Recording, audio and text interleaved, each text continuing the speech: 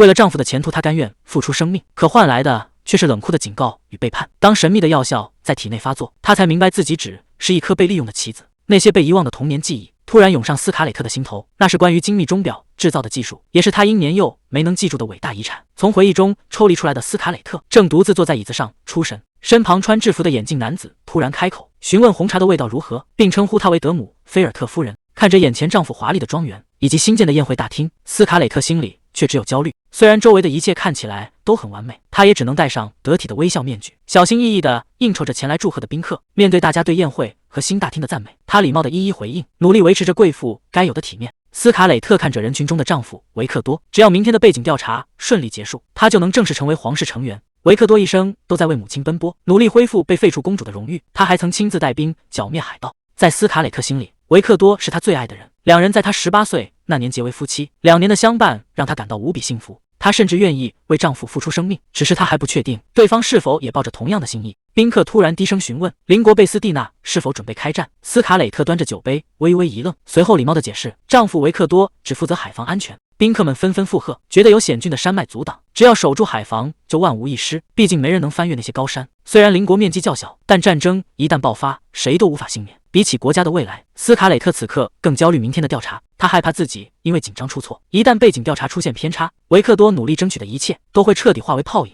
维克多转身离开宴会，留下斯卡蕾特独自应对宾客。旁边的贵妇凑过来低声说，爱上一个只看重荣誉的男人，注定要忍受孤独。斯卡蕾特只能礼貌地笑笑，独自站在热闹的宴会厅里。深夜回到卧室，维克多催促他早点休息，好应对明天的背景调查。斯卡蕾特躺在床上翻来覆去，坦言自己因为调查焦虑的睡不着。维克多却只是冷静地给出方案，让他如果受到威胁就拒绝回答并离场。斯卡蕾特想要的不是解决方案，她只是渴望听到一句温暖的安慰。看着丈夫如此冷静，她觉得自己因为这点小事害怕十分愚蠢。耳边又回想起贵妇的警告，维克多问她为什么不能做她的安全网，接着又温柔地握住她的手，叮嘱她千万不要背叛自己。斯卡蕾特看着眼前的丈夫，心中满是复杂与无奈。斯卡蕾特追问背叛到底指什么，甚至试探着问他自己是不是可以去找别的恋人。维克多只能安抚他，明天一切都会结束。可即便躺在爱人的怀里，斯卡蕾特依然觉得无比孤独。白天那位贵妇的话再次在耳边回响，嫁给一个只看重荣誉的男人，注定只能与寂寞相伴。他开始担心，等明天的调查结束，自己是不是就会失去价值？维克多会不会也去寻找新欢？曾经深情的问答，如今只剩下满腔的质疑。清晨的阳光照进房间，身边的温度早已冷却。斯卡蕾特独自蜷缩在空荡的大床上，只觉得浑身冰冷。她突然感到一阵心痛，眼泪不由自主地流了下来。对面戴着眼镜的男人却冷酷地表示，是红茶里的药效起作用了，这药能帮他找回记忆，毕竟这是对方费尽心思从海盗岛上弄来的药。当斯卡蕾特追问为什么要这么做时，男人却露出一抹诡异的微笑，说这其实是为了让他彻底忘记在这间屋里发生的一切。原来红茶里的药虽然能唤醒旧记忆，但过量服用却有严重的副作用，会让人彻底失去新的记忆。得知自己即将失忆的斯卡蕾特还没反应过来，双手就被对方用手铐牢牢锁住。男人甚至嚣张地表示，待会儿无论对他做什么他都不会记得。斯卡蕾特愤怒地搬出丈夫维克多的名号，试图警告对方收手，可男人却猛地一拽锁链，语气里满是对维克多的不屑与嘲讽。眼镜男冷笑着表示，斯卡蕾特可比她丈夫好对付得多。这并不是斯卡蕾特第一次进警局，12岁那年的一场车祸夺走了她父母的生命，也让弟弟的眼睛严重受创。年幼的她只能独自来警局做笔录。当年在警局反复被盘问的恐惧再次涌上斯卡蕾特的心头，眼前的眼镜男对她的过去一清二楚，甚至连她和弟弟被叔叔虐待的往事都调查得明明白白。斯卡蕾特质问这和调查有什么关系，对方却微笑着表示，这只是为了提醒她，现在根本不会有人来救她。斯卡蕾特坚信丈夫维克多不会放过她，眼镜男却嘲讽维克多根本没那么爱她。面对斯卡蕾特的极力反驳，对方只是发出一声不屑的冷笑。眼镜男笑着说，斯卡蕾特其实比谁都清楚真相。被铐住双手的斯卡蕾特只能死死攥紧拳头。他以前总是自我安慰，觉得维克多不向任何人敞开心扉，只是因为他树敌太多，不能暴露任何软肋，这不过是他为单相思找的借口。可如今旁人轻飘飘的几句话，就彻底击碎了他自欺欺人的幻想。斯卡蕾特只觉得无比悲凉。眼镜男走到斯卡蕾特面前，用治好他弟弟眼睛的秘药当筹码，逼问他维克多的弱点到底是什么。看着眼前的诱饵，斯卡蕾特陷入了沉默。她确实渴望治好弟弟的眼睛，但她更希望丈夫能获得平静。维克多一直执着于恢复皇室血统，斯卡蕾特甚至自私地期盼着，等丈夫达成心愿之后，能真正回头看他一眼。即便到了这一刻，斯卡蕾特依然觉得自己最在意的还是对维克多的爱。窗外下着暴雨，斯卡蕾特突然从床上惊醒，她一时间根本不知道自己身处何处，伴随着剧烈的头痛，她完全想不起之前发生了什么，甚至不知道自己在这里躺了多久，脑海里只剩下一片空白。斯卡磊特下床走到桌前，注意到上面放着一份报纸，他颤抖着手拿起来一看，上面的日期让他瞬间白了脸，竟然已经过去了1整周吗？可他最后的记忆还停留在11月7日，那时他正和皇家调查员坐在一起喝茶，当时对方正在调查维克多，评估他剿灭海盗后是否具备继承皇室的资格。可那之后发生的事，他却怎么也想不起来。斯卡磊特努力回想调查的细节，作为维克多的妻子，对方到底问了他什么？他又回答了什么？他甚至连调查员的脸都记不清了。就在他拼命挣扎着回忆时，房门突然被粗暴地推开，斯卡磊特猛地回头，维克多正带着守卫大步走进来。维克多面色冰冷地看着他，质问他原来一直躲在这里，在陌生地方醒来且失去记忆，让斯卡磊特感到无比恐惧和孤独。所以当看到维克多出现的那一刻，他内心涌现出无法言喻的安心。斯卡磊特顾不上多想，立刻扑进维克多怀里，哭诉着自己的恐惧，坦言自己根本不记得为什么会在这里。听到妻子失忆的消息，维克多显得十分意外，但他根本不信，只觉得这是他脱罪的借口。这时守卫在房间里搜出了一个药瓶，正是传闻中能治好失明的海盗秘药。维克多平退了手下，看着突然出现的药瓶，斯卡磊特完全想不起他为什么会在这。维克多拿过药瓶，直接得出了结论，他认定斯卡磊特是为了这瓶药彻底出卖了自己。斯卡磊特完全听不懂他在说什么，维克多却直接甩出一份报纸，上面赫然印着关于维克多的丑闻，不仅质疑他送母亲进疯人院的过往，还指控他涉嫌泄露国家机密。而这些劲爆消息的提供者，报纸上写的清清楚楚，正是维克多的妻子斯卡磊特。看着白纸黑字的报道，斯卡磊特瞬间如坠冰窟，他根本不记得自己说过这些话，难道是在之前的调查中，自己无意间泄露了维克多的秘密？可如果真的做过，他不可能一点印象都没有。维克多一步步逼近，质问他是不是为了那瓶治眼睛的药，才选择背叛自己。斯卡磊特急忙想要解释，可维克多的眼神里只有冰冷和不信任。维克多认定只有斯卡磊特才知道那些机密细节。斯卡磊特极力辩解，他深知维克多为了母亲的地位付出了多少努力，绝不可能背叛他。可维克多根本听不进去，他指着桌上的海盗秘药质问，如果真的没有背叛，这瓶药又怎么会出现在这里？斯卡磊特只能无助的道歉。维克多紧接着追问，既然心里没鬼，为什么不回家，反而躲在这个地方？面对这一连串的质问，失去记忆的斯卡磊特根本无法回答。看着一问三不知的妻子，维克多疲惫地坐到床边。斯卡磊特走上前，苦苦哀求维克多能相信自己。维克多看着眼前的妻子，语气里满是痛苦和挣扎。他甚至让斯卡磊特撒谎，只要说是被逼无奈就行，他只想找个理由原谅他。斯卡磊特脑海中闪过零碎的画面，隐约记得有人问他红茶的味道，但具体的细节却怎么也想不起来。他无法违背良心去撒谎，只能坦白自己没有受到威胁。看着维克多痛苦的样子，他只能无力的道歉，觉得自己当时一定是疯了。听到这个回答，维克多彻底失望，猛地甩开了斯卡磊特的手。维克多冷冷地质问他，是不是也要逼自己把他也送进修道院？维克多在雨夜中转身离去，只留下斯卡磊特独自在房间。回到家后，斯卡磊特每次见到维克多都会卑微的恳求他的原谅，可维克多却始终态度冷淡，只留给他一个冷漠的背影。今天府里要举办一场午宴，斯卡磊特换上华丽的礼服，他默默在心里期盼，只要自己今天表现得体，也许总有一天能得到他的原谅。就在他整理思绪时，房门突然被推开，门外传来了侍从的声音，他带来了一个冰冷的消息：维克多不希望斯卡磊特出席今天的午宴。看着外面热闹的宴会，斯卡磊特忍不住猜测，丈夫是不是觉得他丢人？他没有反抗，只是顺从地表示自己会留下来，并让侍从转达自己的歉意。随着房门被重重关上，斯卡磊特再次被隔绝在热闹之外，只剩下无尽的冷清。看着自己精心准备的华丽礼服，他只能绝望地喃喃自语，怨恨着维克多的冷酷与无情。虽然所有证据都指向他，认定是他泄露了维克多的秘密，可斯卡磊特对此却毫无记忆，这让他陷入了深深的自我怀疑，不知道自己以前是不是就这么卑鄙。空荡的房间里只剩下时钟单调的滴答声，斯卡磊特独自低着头，承受着这份没有记忆的罪名。斯卡磊特站起身，走到那台老旧的座钟前，这才想起这是他父母留下的遗物。就在他伸手触碰钟摆时，脑海中突然闪过一个模糊的画面，一个男人曾叮嘱他，搬动座钟前必须先取下钟摆。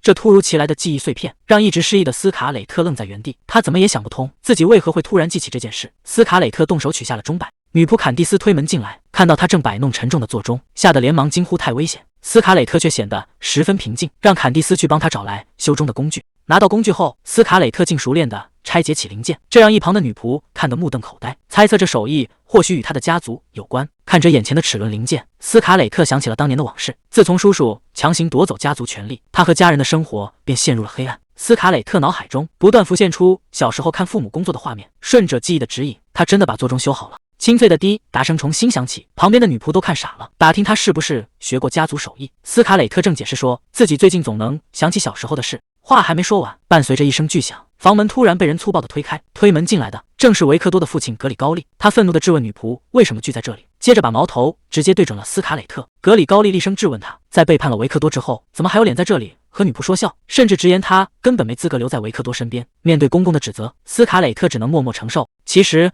从她嫁进这个家的第一天起，格里高利就从来没有喜欢过她。而在泄密事件发生之后，公公对她的厌恶更是达到了顶点。因为格里高利太渴望洗刷家族的耻辱，他比任何人都希望维克多能重返皇室。而斯卡蕾特的背叛彻底毁了维克多的前途。斯卡蕾特赶紧低头向公公认错，保证以后一定会注意。但格里高利根本不想听他多说，直接命令他和维克多离婚。听到离婚这两个字，斯卡蕾特只觉得心彻底碎了。他曾经毫无保留地爱着维克多，可如果这份爱换来的只有无尽的羞辱，那他也不想再继续作践自己。斯卡蕾特收起眼泪，抬起头，平静地同意了离婚，但前提是必须合理分配财产。他需要这笔钱来维持独立生活。与此同时，维克多正在外面应酬宾客。午宴结束后，他正准备离开，一名女仆急匆匆地拦住他，慌张地报告了一个消息：格里高利打算把斯卡蕾特强行送去修道院。女仆流着泪哀求维克多去劝阻，因为一旦进了修道院，就等于失去了人身自由，可能这辈子都无法再出来。然而维克多听后却异常冷漠，他觉得去修道院没什么不好，那里又不是监狱，根本没有打算插手这件事。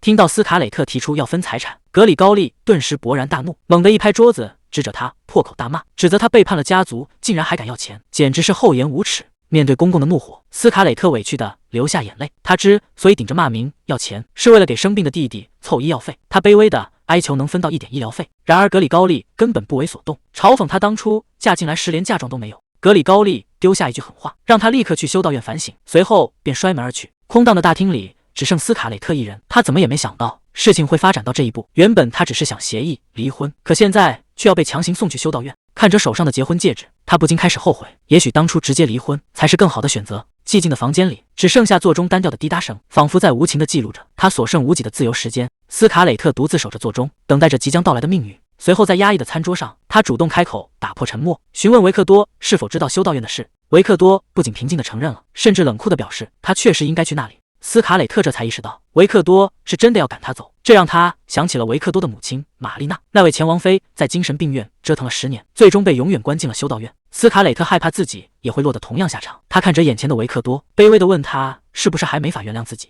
维克多冷漠地表示被背叛的滋味没那么容易消退，斯卡蕾特只能低头道歉。维克多见状，让他自己决定去多久，并提议先去1个月。斯卡蕾特仿佛抓住了救命稻草，连忙求维克多答应他1个月后一定要去接他回来。斯卡蕾特起身准备去收拾行李，维克多只是冷淡地应了一声。临走前，斯卡蕾特再次向他表白，维克多也像往常一样回应了他。回到房间整理行李时，斯卡蕾特看着两人的合照，陷入沉思。维克多既不肯原谅他的背叛，还要把他独自送往修道院，却又在口头上回应着他的爱意。这种矛盾的态度让斯卡蕾特完全猜不透维克多心里到底在想什么。斯卡蕾特心里充满了迷茫，维克多那若即若离的态度让他始终无法彻底死心。离别的日子很快就到了，看着仆人们把行李搬上马车，维克多只是淡淡的叮嘱他保重。斯卡蕾特还是忍不住走上前，轻声询问能不能抱抱他。得到允许后，他紧紧依偎在维克多怀里，诉说着自己的不舍。维克多温柔地抚摸着他的头发，安慰说等他回来时，父亲的火气应该就消了。可斯卡蕾特真正关心的是维克多自己是否也能原谅他。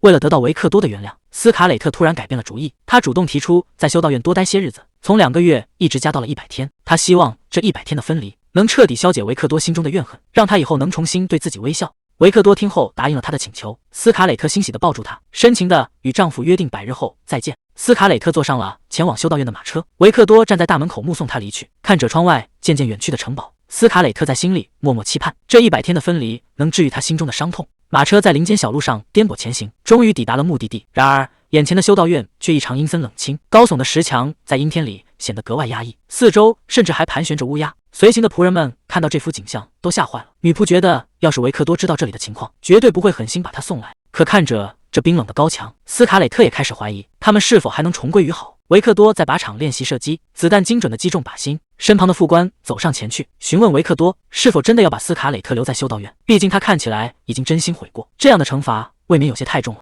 维克多缓缓放下手中的枪，转过头冷冷地反问副官，是不是在担心自己会像对待母亲那样把斯卡蕾特也永远关在里面。副官连忙解释自己并非那个意思。维克多接着透露，斯卡蕾特在100天后就会回来。得知有明确的归期，副官感到有些意外。维克多解释说，这其实是斯卡蕾特自己的决定，他主动把1个月的期限延长到了100天。面对副官对斯卡蕾特动机的疑惑，维克多没有直接回答，而是再次举枪扣动扳机，伴随着一声枪响，他淡淡的表示，这或许对彼此都是最好的安排。推开寝室的门，眼前的简陋程度比外面还要糟糕。昏暗的房间里空空如也，甚至连一张像样的床都没有。狭小的窗户像监牢一样压抑。虽然做好了受苦的准备，但眼前的环境还是让斯卡磊特心里发沉。好在随行的女仆们早有准备，连忙将提前带好的铺盖收拾出来，让简陋的房间有了点人情味。正当斯卡磊特向大家表达谢意时，门口突然传来一声严厉的呵斥，质问他们到底在干什么。神父怒气冲冲地走进来，命令他们立刻把带来的行李全部扔出去。女仆急忙上前解释，这只是斯卡磊特最基本的生活必需品，但神父态度强硬，表示这是格里高利大人的直接命令，这里禁止任何多余的物品。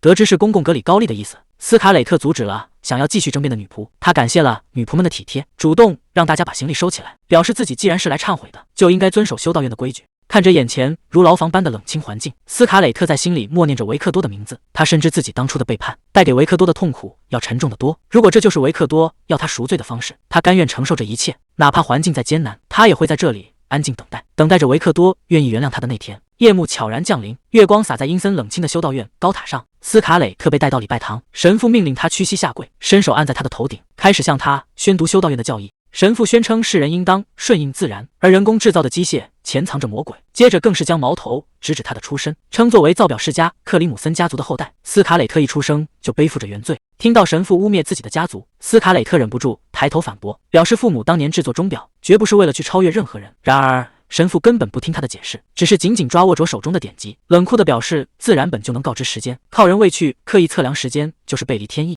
神父继续隶属现代发明的罪恶，认为电车等工具让人类变得浮躁，而这一切都是魔鬼在背后作祟。他捏住斯卡磊特的下巴，逼他听训。斯卡磊特强忍着屈辱为父母辩护，坚称父母制作钟表并非出于贪婪，只是想用手艺改善人们的生活，让大家过得更好。神父冷哼一声，猛地合上典籍，讥讽魔鬼已经彻底侵蚀了他的灵魂，甚至当面揭开他的伤疤，指责这正是他背叛丈夫的根源。斯卡磊特还没从震惊中回过神来，就被神父粗暴的一把拽起，冷酷地宣告他必须为自己的罪孽付出代价。雨中的马车里，维克多正看着手中的报纸，副官有些担忧地询问，是否真的要在媒体面前去见被关在修道院的母亲玛丽娜。维克多表示自己经常去探望，并无大碍，但副官指出他一向讨厌媒体，这还是第一次同意接受采访。维克多坦言自己别无选择，因为王室和媒体联手，一直在大肆抹黑他，指责他将亲生母亲送进修道院是不孝。看着报纸上对自己的指控，维克多在心中暗自想到，这桩舆论麻烦全都要拜斯卡磊特所赐。雨中的马车队缓缓驶入奥斯林修道院，门外早已围满了嘈杂的媒体记者。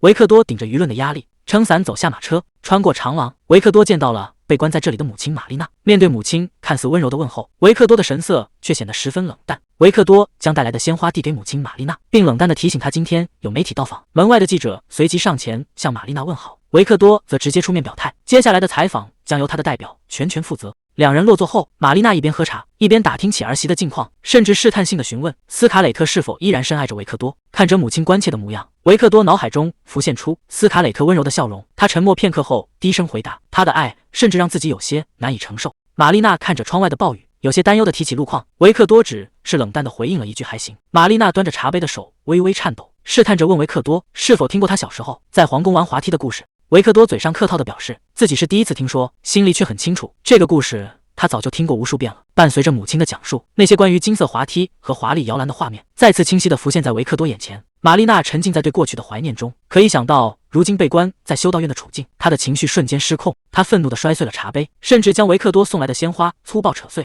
在维克多惊愕的目光中，玛丽娜突然歇斯底里地冲上前，死死掐住了维克多的脖子。她愤怒地咆哮着，诅咒维克多根本不该出生，指责是维克多毁了他的一生。维克多任凭母亲死死掐住自己的脖子，他在心里承认是自己的出生夺走了母亲的一切。他甚至也希望自己从未来到世界上。从小到大，他拼尽全力练习剑术，刻苦读，试图用努力去弥补母亲的遗憾。可如今鲜血从脖子的伤口渗出滴落，维克多很清楚自己苦心维持的一切，终究还是彻底破碎了。看着维克多脖子上的血迹，玛丽娜似乎突然清醒过来，她惊慌地捧起维克多的脸，心疼地询问儿子怎么受了这么重的伤。她紧紧抓住维克多的手，哀求着表示维克多是她唯一的依靠，并反复确认维克多是不是一定会带她回到皇宫。维克多面无表情地给出了肯定的答复，他曾无数次向母亲承诺，总有一天会带她重回那座金碧辉煌的皇宫。离开房间后，守在门外的副官立刻迎了上来，担忧地询问维克多脖子上的伤势。维克多对此并不在意，反而询问起媒体采访的情况。副官无奈地表示，记者们看到维克多身上的血迹后，各种猜测和问题变得更多了。副官劝维克多先去处理脖子上的伤口，维克多却表示自己并无大碍，反而感叹起修道院的平静。维克多脑海中浮现出斯卡雷特的身影，想起他曾经口口声声说爱自己，最终却夺走了他的一切。在他看来，在修道院这种安静舒适的环境里，根本不可能做到真正的忏悔。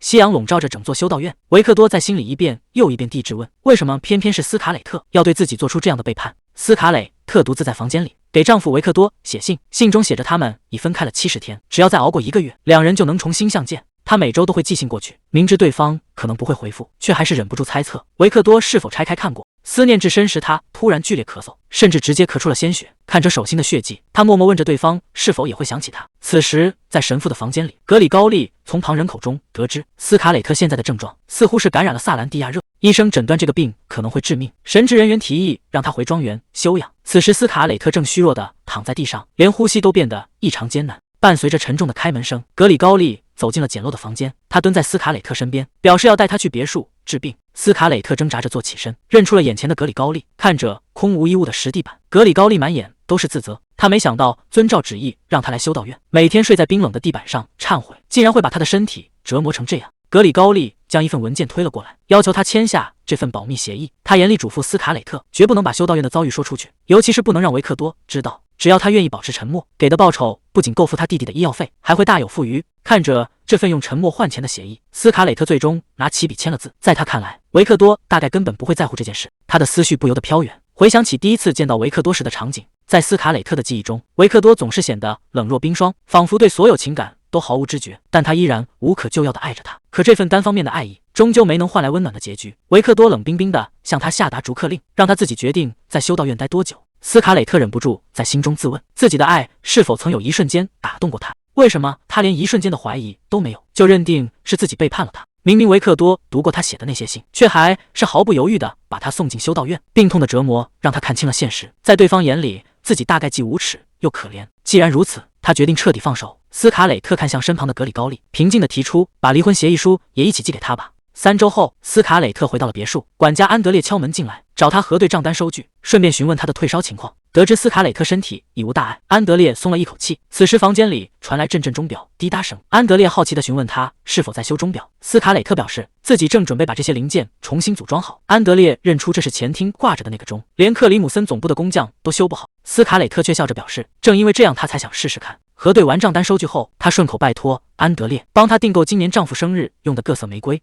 安德烈有些意外，因为以前这些花都是他亲自挑选的。斯卡雷特却一脸轻松地解释，因为自己准备要离婚了。听到这个消息，安德烈只是平静地应了一声，这反应让斯卡雷特忍不住笑出声，感叹他未免也太淡定了。安德烈一本正经地表示，正因为自己够冷静，才能胜任这份工作。看着他这副严肃的模样，斯卡雷特忍不住笑了起来。随后他收起笑容，表示还有件事想拜托安德烈。他打算在第7大道开一家钟表店，可自己完全不懂如何做生意，便主动向安德烈发出邀请，问他愿不愿意过来和自己一起经营。安德烈简直不敢置信，这位大小姐居然想让他放弃管理豪门资产，去一家还没开张的小店工作。斯卡雷特也觉得要求有些离谱，正打算作罢，安德烈却出人意料的一口答应下来。看着惊讶的斯卡雷特，安德烈笑着解释，他能修好顶级工匠都修不好的钟表，这本事就足够让他买账了。他要走店铺地址，准备回去收拾行李，并表示有需要随时吩咐，随后便客气地告辞离开。看着安德烈干脆离去的背影，斯卡雷特愣在原地，还没从这突如其来的转变中反应过来。他怎么也想不通，安德烈换工作为什么能如此淡定。此时外面正下着大雨，斯卡雷特乘马车前往德姆菲尔特庄园，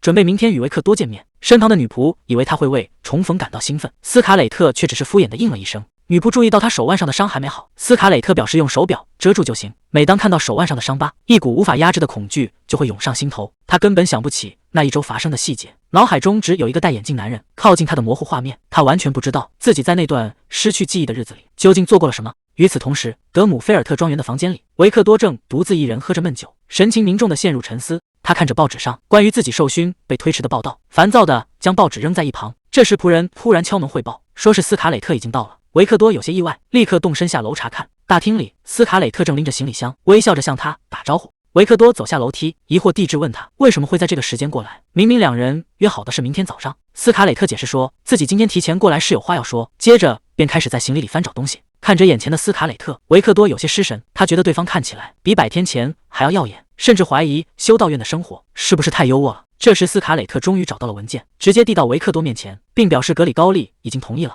维克多低头一看，发现这竟然是一份离婚协议书。斯卡磊特微笑着劝他，离婚后去娶一位名门闺秀，这样皇室也会对他另眼相看。维克多听后顿时陷入了沉默，他怎么也没想到，对方在修道院忏悔了100天，最后做出的决定竟然是离婚。看着手中的协议书，维克多脑海中不由得浮现出斯卡磊特曾经对他的深情告白，他曾说自己爱他胜过生命，可如今两人却走到了这一步。维克多收回思绪，直接吩咐随从布莱斯去拿笔。布莱斯见状大惊失色，连忙劝说他再仔细考虑一下，但维克多根本不想再犹豫，直接一把夺过了笔，在协议书上签了字。斯卡磊特看着协议书，轻声感叹，这真的结束了。维克多也低声给出了肯定的回答。斯卡磊特戴上兜帽准备离开，维克多见状有些意外，劝他外面正下着暴雨，而且天色已晚，不如等明天再走。斯卡磊特只是沉默了一下，随后微笑着婉拒了维克多的好意，表示自己可以步行去车站坐电车。他推开大门，在雨声中向维克多道了最后一声珍重，便头也不回地走进了雨里。随着大门缓缓关上，只留下维克多独自站在空荡的大厅里。布莱斯忍不住询问维克多要不要去把夫人追回来，觉得两人应该再好好谈谈。维克多直接拒绝了，表示这样就好，随后便转身上楼。他在心中暗自懊悔，觉得自己今天真不该喝酒，应该在头脑清醒的时候去面对斯卡磊特。斯卡磊特独自走在雨中，心想自己终于办妥了离婚。他曾无数次纠结该怎么解释，明知维克多根本不在意自己，却还像个傻瓜一样抱有幻想。就在他默默整理思绪时，头顶突然多了一把黑伞，安德烈竟然冒雨赶了过来，催促他走快一点。安德烈提着行李表示自己已经顺便把工作给辞了，这让斯卡磊特一时间有些哭笑不得。斯卡磊特有些担忧地提醒安德烈，自己的钟表店规模很小，可能付不起太高的薪水，劝他趁现在还来得及重新考虑。安德烈却表示这正是他的梦想，他想从小生意做起，最终将其发展成大型企业，并希望斯卡磊特能协助他实现野心。看着安德烈满眼都是对金钱的渴望，斯卡磊特虽然有些无奈，但还是答应会尽力配合。两人便在雨中一同离去。第二天，两人来到了第7大道，推开门却发现这间店铺不仅到处都是蜘蛛网，而且比想象中还要破旧。安德烈看着眼前的景象有些无语，直言这里比预想的还要小，看来以后必须得拼命工作了。斯卡磊特在一旁尴尬的打圆场，解释说这里其实没那么糟糕。斯卡磊特计划把1楼当成店铺，2楼则作为工作室和起居室。安德烈听完后若有所思地打量着四周，既然斯卡磊特负责制作钟表，安德烈便主动揽下了开业前的所有准备工作。说完便开始翻找行李整理起来。斯卡磊特有些担心，问安德烈一个人忙这些会不会太辛苦。安德烈却笑着反问，自己以前可是管理过豪门庞大财产的人，怎么可能会嫌弃这间小店的活。斯卡磊特被他的自信说服，便不再多说什么。安德烈随即拿出纸笔开始规划，建议斯卡磊特在开业前把精力都放在开发各种新钟表上。接着安德烈话锋一转，叮嘱他也要注意休息，养好身体。这番体贴的话让斯卡磊特有些意外，也更加确信自己找对了合伙人。安德烈在纸上飞快地计算着，最后向斯卡磊特展示了规划表，表示算上装修和研发的时间，店铺大概能在秋天正式开业。转眼到了秋天，安德烈正忙着指挥工人布置店铺。街对面面包店的邻居们注意到这家新店动静很大，却一直没见过店主露面。听说对方是个年轻的贵族小姐，便打发利弗送些面包过去打探情况。利弗虽然有些害怕和贵族打交道，但还是抱着面包硬着头皮走了进去。他推开门，看到一个背影，正担心自己会不会被赶走，便主动开口打招呼。听到声音的斯卡磊特转过身来，利弗直接被对方的美貌惊艳到了。斯卡磊特温柔地向他打招呼，利弗连忙递上手里的面包，自我介绍，并解释自己是出于好奇才来拜访。斯卡磊特开心地收下礼物，表示下次会请他喝咖啡。随后自我介绍时却差点说错姓氏，改口称自己是斯卡磊特·克里姆森。听到那个没说完的姓氏，利弗试探着询问他是否与维克多上尉有关系。得到斯卡磊特肯定的点头后，利弗惊讶地合不上嘴。斯卡磊特微笑着解释，自己其实早就想去拜访邻居，只是担心会给大家添麻烦。斯卡磊特温柔地感谢利弗能来拜访，看着他真诚的笑容，利弗瞬间被治愈了，庆幸对方不是什么怪脾气的贵族。两人还约定好以后经常互相串门。利弗回到面包店，同事们立刻围上来打听情况，想知道新邻居有没有收下面包。利弗捧着脸直呼对方又美又香，接着爆出大料，新邻居竟然就是维克多上尉的前妻斯卡磊特。这个消息把店里的同事们惊得目瞪口呆，利弗也暗自下定决心，一定要好好了解这位新邻居，甚至提议以后找机会请他吃饭。街对面的钟表店里，安德烈注意到今天对面格外热闹，斯卡磊特微笑着感叹，他们听起来就像幸福的一家人。安德烈提醒他，明天店铺正式开张，光是应付热情的邻居就会忙不过来。斯卡磊特笑着点头答应，他在心中默默感慨，本以为离开深爱的人会毁了生活，没想到如今的日子却如此惬意，他已经开始期待明天的到来了。维克多独自站在窗前，看着两人的合照，陷入沉思。他不明白自己到底做错了什么。过去为了讨斯卡磊特欢心，他送了无数华丽的礼服和珠宝，只要是斯卡蕾特想要的东西，他都会双手奉上，因为他最喜欢看妻子灿烂的笑容。可他怎么也没想到，斯卡蕾特会突然提出离婚。他毫不犹豫地递上离婚协议，彻底打碎了维克多拥有的一切。即便心中有再多不甘，维克多最终还是像往常一样签字放手，满足了他的要求。就在他沉浸在回忆中时，门外突然传来了敲门声。维克多让人进来。仆人抱着一束花走进房间，说这是前任庄园管理人辞职前特意留下的生日礼物。维克多有些疑惑地接过花束，发现里面还夹着一封信。他拆开信封，里面是斯卡蕾特亲笔写的贺卡。他在信中祝维克多生日快乐，并表示这是自己送的最后一份礼物，希望他以后能获得幸福。维克多看着贺卡和花束陷入了沉默。另一边，斯卡蕾特的钟表店已经开业，他跟店员安德烈打了个招呼，准备出门。安德烈猜到他是要去克里姆森庄园，斯卡蕾特轻声给出了肯定的回答。安德烈让他放心去庄园，店里的事情交给他来处理就行。斯卡蕾特保证自己很快就会回来，却被安德烈催促快点回来干活，这让斯卡蕾特忍不住在心里吐槽：到底谁才是老板？斯卡蕾特骑上自行车出发，他之所以把店铺选在第7大道，就是因为这里离克里姆森庄园很近，那里还有需要他照顾的家人。他顺利抵达了庄园，听到动静的艾萨克推开窗户查看，斯卡蕾特开心地向他打招呼。还没等两人说上话，一个面包就突然砸向了斯卡蕾特。原来是堂姐玛丽莲和堂哥阿诺德坐在花园里。玛丽莲毫无诚意地表示自己手滑了，傲慢地质问斯卡蕾特为什么会来这里。面对堂姐的质问，斯卡蕾特立刻反驳道：这里明明是他的房子，就算这2个人现在住在这，这里也依然是他的家。阿诺德听完却冷笑起来，嘲讽斯卡蕾特太天真。他表示自己的父亲早就成了艾萨克的合法监护人，更何况艾萨克还是个瞎子。阿诺德甚至倒打一耙，指责斯卡蕾特当初为聊结婚，狠心抛弃了自己的亲弟弟，如今竟然还有脸回来。听到这番羞辱，斯卡蕾特气得攥紧了裙角，他强忍着怒火反驳自己绝对没有抛弃过弟弟。就在双方僵持不下时，艾萨克推开门走了出来，试探着询问是不是姐姐回来了。斯卡蕾特见状赶忙迎了上去，关切地询问艾萨克的眼睛状况，想带他先回屋里休息。艾萨克温柔地拉住姐姐的手，表示自己没事，提议去他的房间里聊，免得斯卡蕾特在外面受气。斯卡蕾特跟着艾萨克回到房间，坐下后关切地询问弟弟的眼伤，问他之前送来的药有没有效果。艾萨克摸索着拿出空药瓶，坦言自己已经喝完了1整瓶，但目前还看不出有什么起色。斯卡蕾特上前轻轻揭开绷带，却发现艾萨克的眼睛根本没有好转，他不禁怀疑是不是连海盗的药都没用。为了不让弟弟担心，斯卡蕾特强颜欢笑，撒了个谎，说看起来已经好多了，并拿出新带来的药准备帮他敷上。艾萨克有些担忧地询问，这种药是不是很难弄到，害怕会给姐姐增加经济负担。斯卡蕾特笑着安慰弟弟，说自己拿到了一大笔离婚补偿金，而且现在正努力经营着钟表店，甚至还雇了一个员工帮忙，所以完全不用担心钱的问题。艾萨克听完十分向往，询问姐姐的店铺怎么样了。斯卡蕾特解释说店铺才刚开张，顺势邀请他待会儿一起去看看，但艾萨克却摇了摇头，他想等自己的眼睛彻底恢复后，用双眼亲眼去见证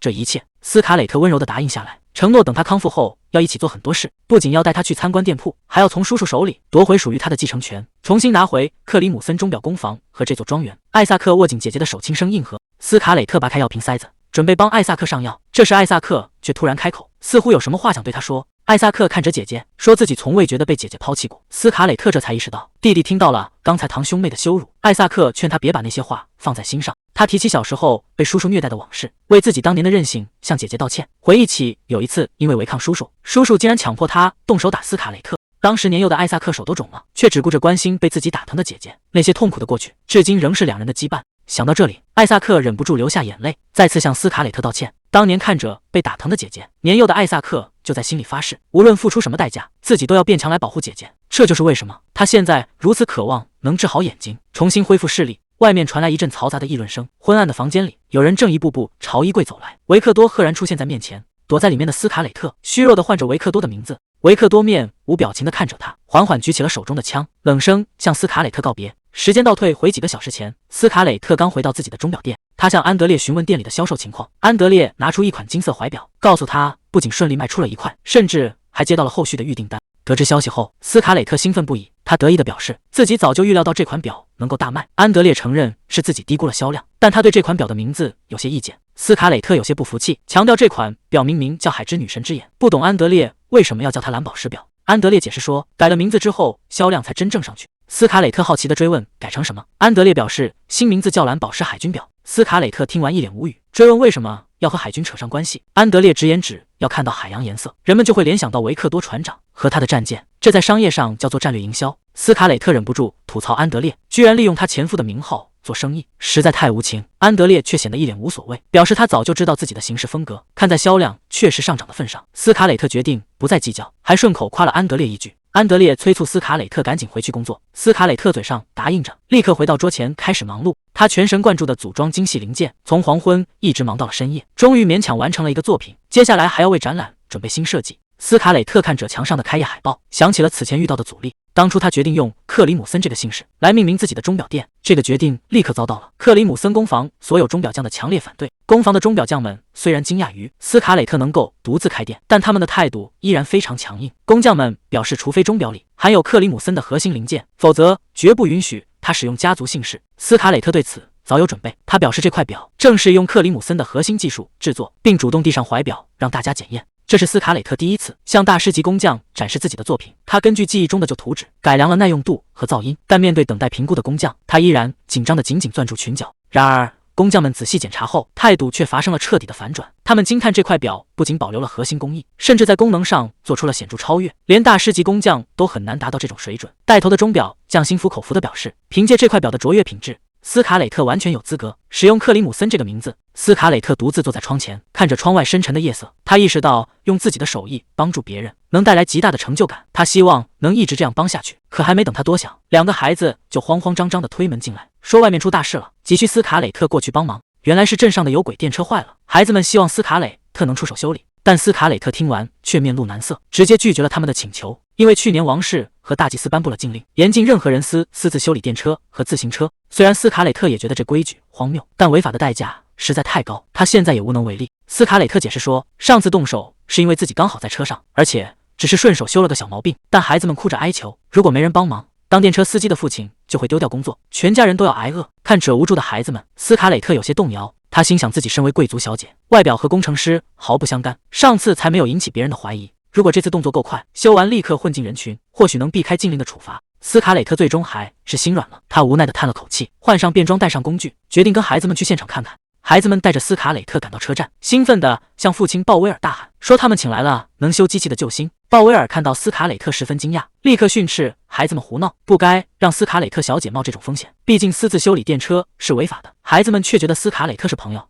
没想那么多。鲍威尔赶紧向斯卡蕾特道歉，解释孩子们不懂禁令的严重性。斯卡蕾特并没有介意，直接让鲍威尔帮他准备工具，准备动手修理电车。斯卡蕾特立刻钻进车底检查，发现是齿轮磨损导致了故障，只要更换周边零件就能修复。他想起以前在父母工作间看过的电车图纸，虽然电车和钟表构造不同，但核心原理大同小异。斯卡蕾特熟练地替换完零件，并对内部机械进行了精准调试。搞定之后，斯卡蕾特擦了擦脸上的灰尘，让鲍威尔尝试重新启动电车。随着鲍威尔拉下控制杆，原本瘫痪的电车瞬间重新亮起了灯光，电车伴随着轰鸣声顺利运转。鲍威尔惊喜地大喊成功了，两个孩子兴奋地冲上去，紧紧拥抱斯卡蕾特。鲍威尔对斯卡蕾特感激万分，斯卡蕾特表示只要他们一家平安幸福，自己就很满足了。可还没等他们高兴多久，不远处突然传来急促的警告，巡警正朝这边走来。鲍威尔听到动静大惊失色，急忙让斯卡蕾特躲进司机的休息室。斯卡蕾特立刻跑进房间，关上门，躲在昏暗的角落里。还没等他松口气，门外就传来了巡警的声音，对方亮出警徽，声称接到了电车故障的举报。巡警坚持要检查电车是否损坏，鲍威尔连忙解释说只是没燃料了，让巡警白跑了一趟。鲍威尔强调不用担心，毕竟国内早就没有能修电车的工程师了。巡警也赞同技术是种罪恶，但因为接到了举报，他们还是得在附近搜查一番。就在这时，维克多突然迈步走向司机的休息室，鲍威尔见状大惊，急忙解释里面只有些臭衣服。然而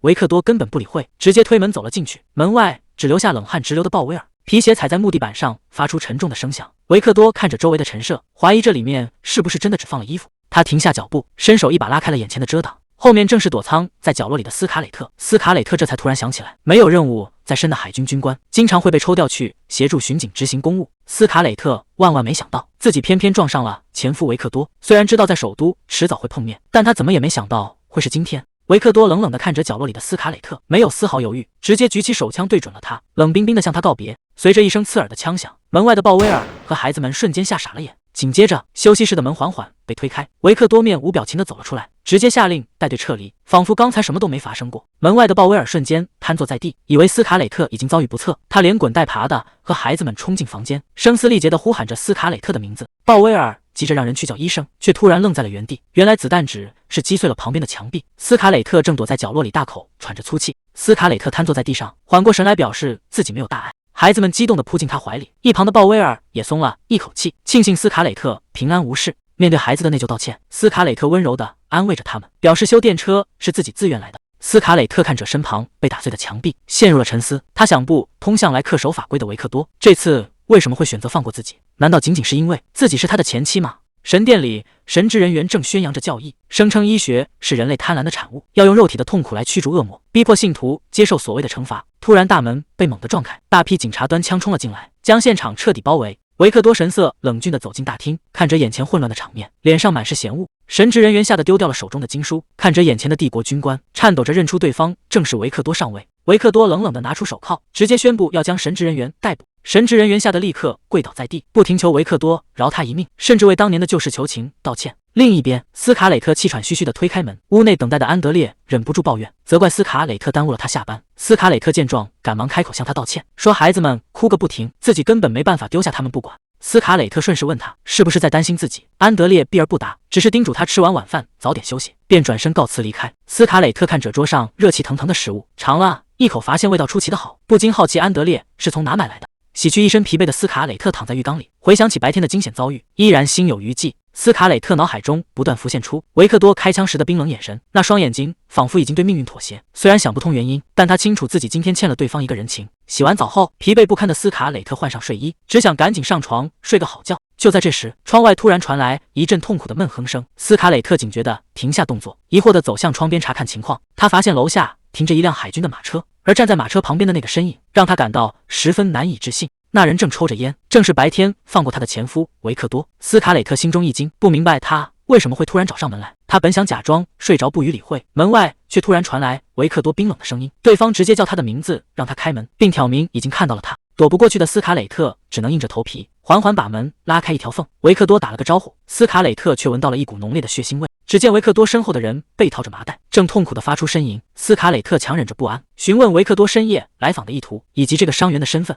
维克多没有直接回答，而是示意手下揭开那人头上的面罩。随着面罩滑落，一个满脸是血的男人露了出来。看清对方的长相后，斯卡磊特瞬间愣在原地，脑海中浮现出往日的画面。这人竟然是德尔菲奥神父。维克多随手丢掉烟头并踩灭，说这个神父根本不是什么好人，而是个借着驱魔名义害死无辜性命的杀人犯。他这次是配合警方突袭修道院，结果神父一看到他就吓得把罪行全招了，以为维克多是来替斯卡磊特报仇的。维克多还去看了斯卡磊特住过的房间，那里阴暗潮湿到处是蜘蛛网，简直比监狱还要糟糕。他这才明白斯卡磊特为什么会高烧不退。维克多转过身看着斯卡磊特，质问他为什么隐瞒这一切，不管是受尽折磨还是差点死掉，他都从来没有提过一个字，毕竟自己曾经是她的丈夫。斯卡磊特垂下眼眸，想起当初格里高利递来的协议，只要签字就能拿到巨额报酬，治好弟弟艾萨克的眼睛。拿了钱的他根本无法开口，况且就算说了又能改变什么？一个亲手把妻子送进修道院的男人，又怎么可能成为他的依靠？维克多看着斯卡磊特，问他是不是因为被送去修道院才决定提出离婚。斯卡磊特坦言，2年的婚姻里他确实爱过，但被送走只是给了他离开的借口。他反问维克多为什么现在才问，当初他毫不犹豫地在协议上签字，让他以为对方也迫不及待想放手。维克多听后十分震惊，他没想到斯卡磊特会这样想。斯卡磊特回忆起签字的那天，自己曾无数次设想过，如果维克多开口挽留该怎么回答，可维克多却连眼睛都没眨一下就直接签了字，这让他觉得对方根本不在乎自己。看着沉默不语的斯卡磊特，维克多直觉感到他隐瞒了什么，直接问是不是他父亲格里高利也参与其中。斯卡磊特瞬间愣住，不知该如何回答。维克多继续追问，既然是父亲把他送去那个残忍的神父那里，父亲就一定知道发生了什么。可斯卡磊特在信里却只字未提。维克多凑近斯卡磊特，质问他和自己的父亲之间到底发生了什么。面对维克多的逼问，斯卡磊特装作不知情，反问他为什么总提起格里高利，心里却意识到维克多其实读过那些信。他索性把话挑明，问维克多是否真不知道他父亲有多讨厌他。既然是格里高利亲自选的地方，又怎么可能是个清静的疗养院？维克多听出他的弦外之音，问他是不是在责怪自己没有早点察觉。斯卡磊特毫不避讳地承认，直言这一切都是维克多的错，这也正是他们最终离婚的原因。维克多沉默许久，最终只低声说了句他明白了，便转身离开了房间。被套在麻袋里的神父拼命挣扎，手下见状上前请示维克多该怎么处置这个不安分的家伙。维克多脸色阴沉的可怕，冷冷地命令手下直接把这个杀人犯送去刑场，路上必须严加看管，不准他挣扎。手下们立刻心领神会，当着斯卡磊特的面开始动手殴打。沉闷的撞击声和惨叫声不断传来，吓得斯卡磊特赶紧捂住了嘴巴。维克多冷眼看着挨打的神父，警告他必须为自己的罪行付出代价。看着眼前这残暴的一幕，斯卡雷特意识到维克多不仅眼神变了，连性格也变得冷酷无情。以前的维克多总是沉稳如石，从不轻易流露任何情绪，如今他身上却散发着暴虐的戾气。他想不通到底是什么让他变成了这样。清晨的阳光洒在街角，斯卡雷特推开面包店的大门，准备买点点心。店员利弗热情地跟他打招呼，斯卡雷特熟练地指了指柜台，要了一份苹果蛋糕和无花果面包。利弗一听就知道这是要去看望他弟弟。利弗一边转身去拿刚出炉的面包，一边随口打听起昨晚的事，问他家门口怎么停着海军的马车，甚至担心是不是进了小偷。斯卡雷特顿时有些心虚，只能尴尬地连声否认。斯卡雷特一时嘴快，说漏嘴提到是前夫来过，这下可捅了马蜂窝。利弗和店里的姑娘们顿时炸开了锅，纷纷围上来打听八卦。大家追问维克多上尉为什么会来，斯卡雷特眼看招架不住，赶紧借口要迟到了，骑上自行车落荒而逃，心里还吐槽大家对维克多太狂热。另一边，一阵敲门声响起，双眼蒙着绷带的艾萨克打开门，门外站着的正是安德烈。安德烈表明了自己管家的身份，说去店里没找到斯卡雷特，这才找来这里碰碰运气。安德烈得知斯卡雷特快回来了，便把一份重要文件托付给艾萨克，拜托他帮忙转交。艾萨克爽快地答应下来。这一幕被旁边的阿诺德看在眼里，他暗中打量着安德烈，猜测对方是不是德姆菲尔特家族的人。更眼红艾萨克拿到了重要物件，在阿诺德眼里，那对落魄的姐弟根本不配继承家业，他坚信自己才是这里真正的继承人。斯卡雷特提着点心回到家，一边敲门一边呼唤弟弟，门内却传来艾萨克焦急的警告，让他先不要进来。还没等斯卡雷特反应过来，房门就被粗暴地推开，阿诺德突然冲了出来，一把死死揪住他的衣领。阿诺德愤怒地质问他，明明带走了巨额财产，为什么还要装作只拿了赡养费？斯卡雷特被这突来的指责弄得一头雾水。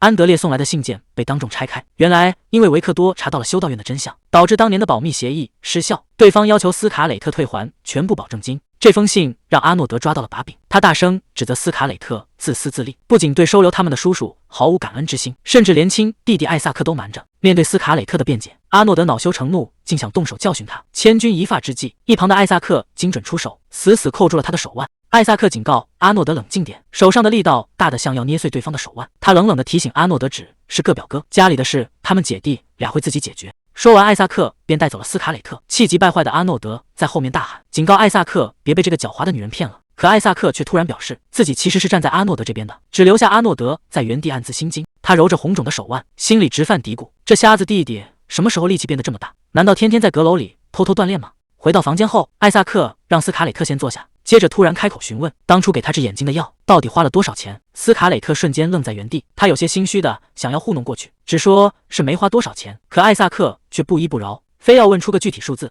斯卡雷特赶紧转移话题，招呼艾萨克先吃他带回来的面包。艾萨克沉默片刻，答应下来。艾萨克心里很清楚，他们姐弟俩从小相依为命，他本以为两人会一直这样走下去，可最近他却觉得自己成了姐姐的累赘。如果不是为了给他治眼睛，斯卡雷特根本不用签下那份协议，更不用替他忍受亲戚们的虐待和打骂，独自默默承受所有的委屈。斯卡雷特把无花果面包递到他手里，催促他赶紧尝尝。艾萨克接过面包，却是一言不发。艾萨克轻轻摸了摸斯卡雷特的手，心疼地说他的手比以前粗糙了，觉得都是因为给自己治病，姐姐才要这么辛苦的赚钱。斯卡雷特笑着打断他，解释说只是最近店里太忙，只要能陪在弟弟身边，他心里就觉得很踏实。虽然嘴上安慰着艾萨克，但他心里其实很担心弟弟的眼睛。至于那份棘手的协议，他打算明天亲自去一趟德姆菲尔特庄园，把这件事情彻底解决清楚。接着他又给艾萨克切了块苹果蛋糕，劝他不要再觉得愧疚。转眼到了第二天，为了彻底解决协议的事，斯卡雷特独自一人来到了德姆菲尔特庄园。他推开大门走进房间，见到了前公公格里高利，并表示自己已经看过了对方寄来的文件。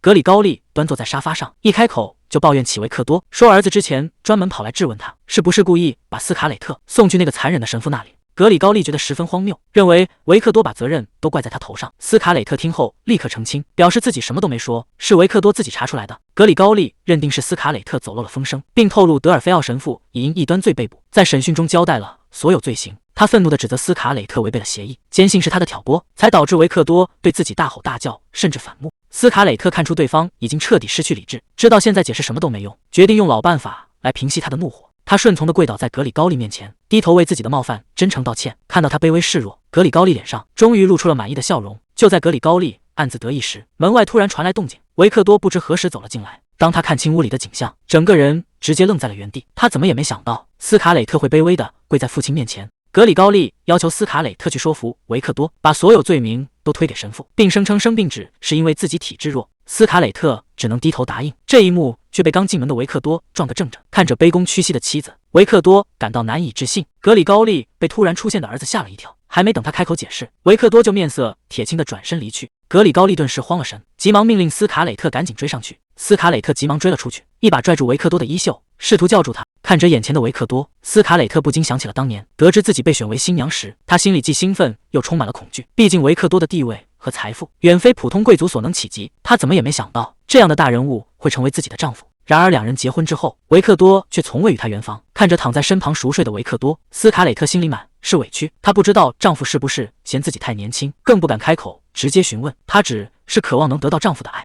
一阵衣物摩擦的动静将她吵醒，睁开眼时，维克多已经穿戴整齐站在窗前。斯卡磊特坐起身，轻声询问。维克多背对着他淡淡的表示，自己接到了出海剿灭海盗的任务，这趟行程恐怕要离开很久。斯卡磊特只能轻声叮嘱他平安归来。维克多转过头看着他，沉默片刻后什么也没说。1个月后，维克多终于剿灭海盗归来。斯卡磊特体贴的迎上前去，询问疲惫的丈夫是否需要喝茶，言语间依旧客气地称呼他为大人。维克多听了却有些不悦，质问他为什么总叫自己大人。斯卡磊特有些局促不安，试探着问要不要改口叫维克多大人。维克多冷冷地嘲讽道，克里姆森家族的家教真是令人失望。听到丈夫公然侮辱自己的家族，斯卡磊特忍不住出声维护父母。维克多却冷冷地表示，他的父母根本没有教好他，把女儿教得像个仆人一样，本就是一种错误。斯卡磊特委屈地大声反驳，坚称事情绝不是这样，可换来的只有死一般的寂静。维克多疲惫地叹了口气，随后伸手解开了腰间的皮带，这清脆的金属碰撞声却瞬间勾起了斯卡磊特深埋的恐惧。他仿佛又回到了过去，耳边充斥着要用皮带教训他的怒吼。极度的恐惧让斯卡磊特浑身发抖，他本能地跪倒在地上，哭着哀求维克多不要打他，不停地为自己的顶嘴道歉。维克多看着眼前的一幕，彻底愣住。他沉默了片刻，语气复杂的让斯卡磊特听好，以后不要再称呼他为大人，直接叫他的名字就行。斯卡磊特有些不敢置信，维克多看着他郑重承诺，自己绝对不会对他动手，并命令他以后不许向任何人下跪。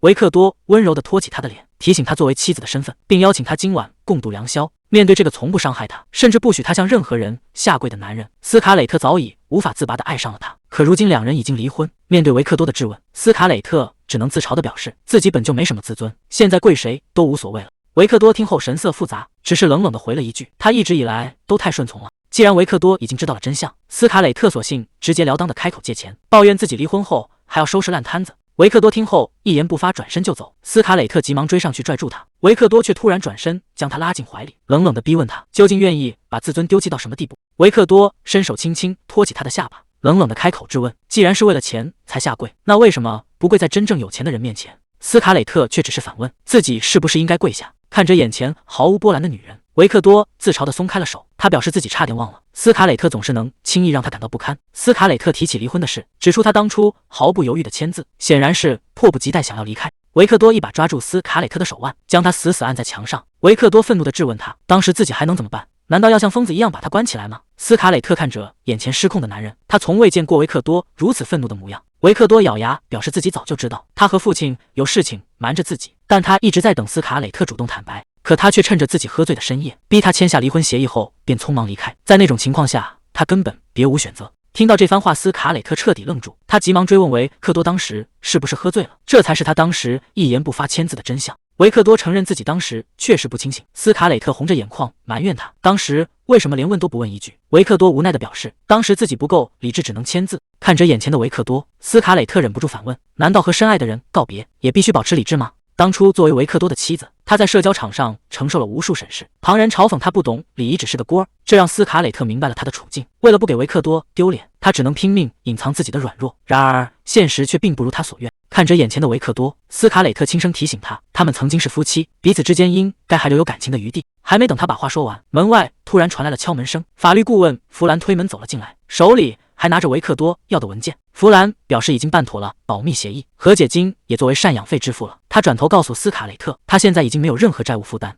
看着手中的文件，斯卡磊特彻底愣住了，原来维克多早就知道了一切，并且默默替他解决好了所有麻烦。斯卡磊特忍不住自嘲，觉得对维克多来说一切都太容易了。维克多听了却冷冷地表示，如果他当初没有选择隐瞒真相，他也可以过得很轻松。斯卡磊特垂下眼眸反驳道，自从当年的变故发生后，维克多从未给过他依靠的理由。说完他便转身告别离去。看着斯卡磊特离去的背影，维克多立刻叫来属下准备马车，他决定亲自前往克里姆森庄园。马车在路上颠簸前行，车厢里却是一片死寂。维克多和斯卡磊特并排坐着，谁也没有主动打破沉默。维克多突然拿出一支雪茄，斯卡磊特想起他以前从不在室内抽烟，可现在自己已经不再是他的妻子了。斯卡磊特只能赌气的扭过头去，他没想到这个男人会如此狠心。车厢里的烟味呛得斯卡磊特直咳嗽。维克多见状，默默掐灭了雪茄，有些无奈的表示，他其实可以一开始就直说。斯卡磊特敏锐地察觉到，这个曾经像堡垒一样的男人变了，他的防备似乎正在瓦解，甚至隐约流露出了情绪。斯卡磊特忍不住开口询问，问他最近为什么变得这么感性。维克多却淡淡的回答，因为他离婚了。斯卡磊特有些无语，只能追问有没有更近发生的事。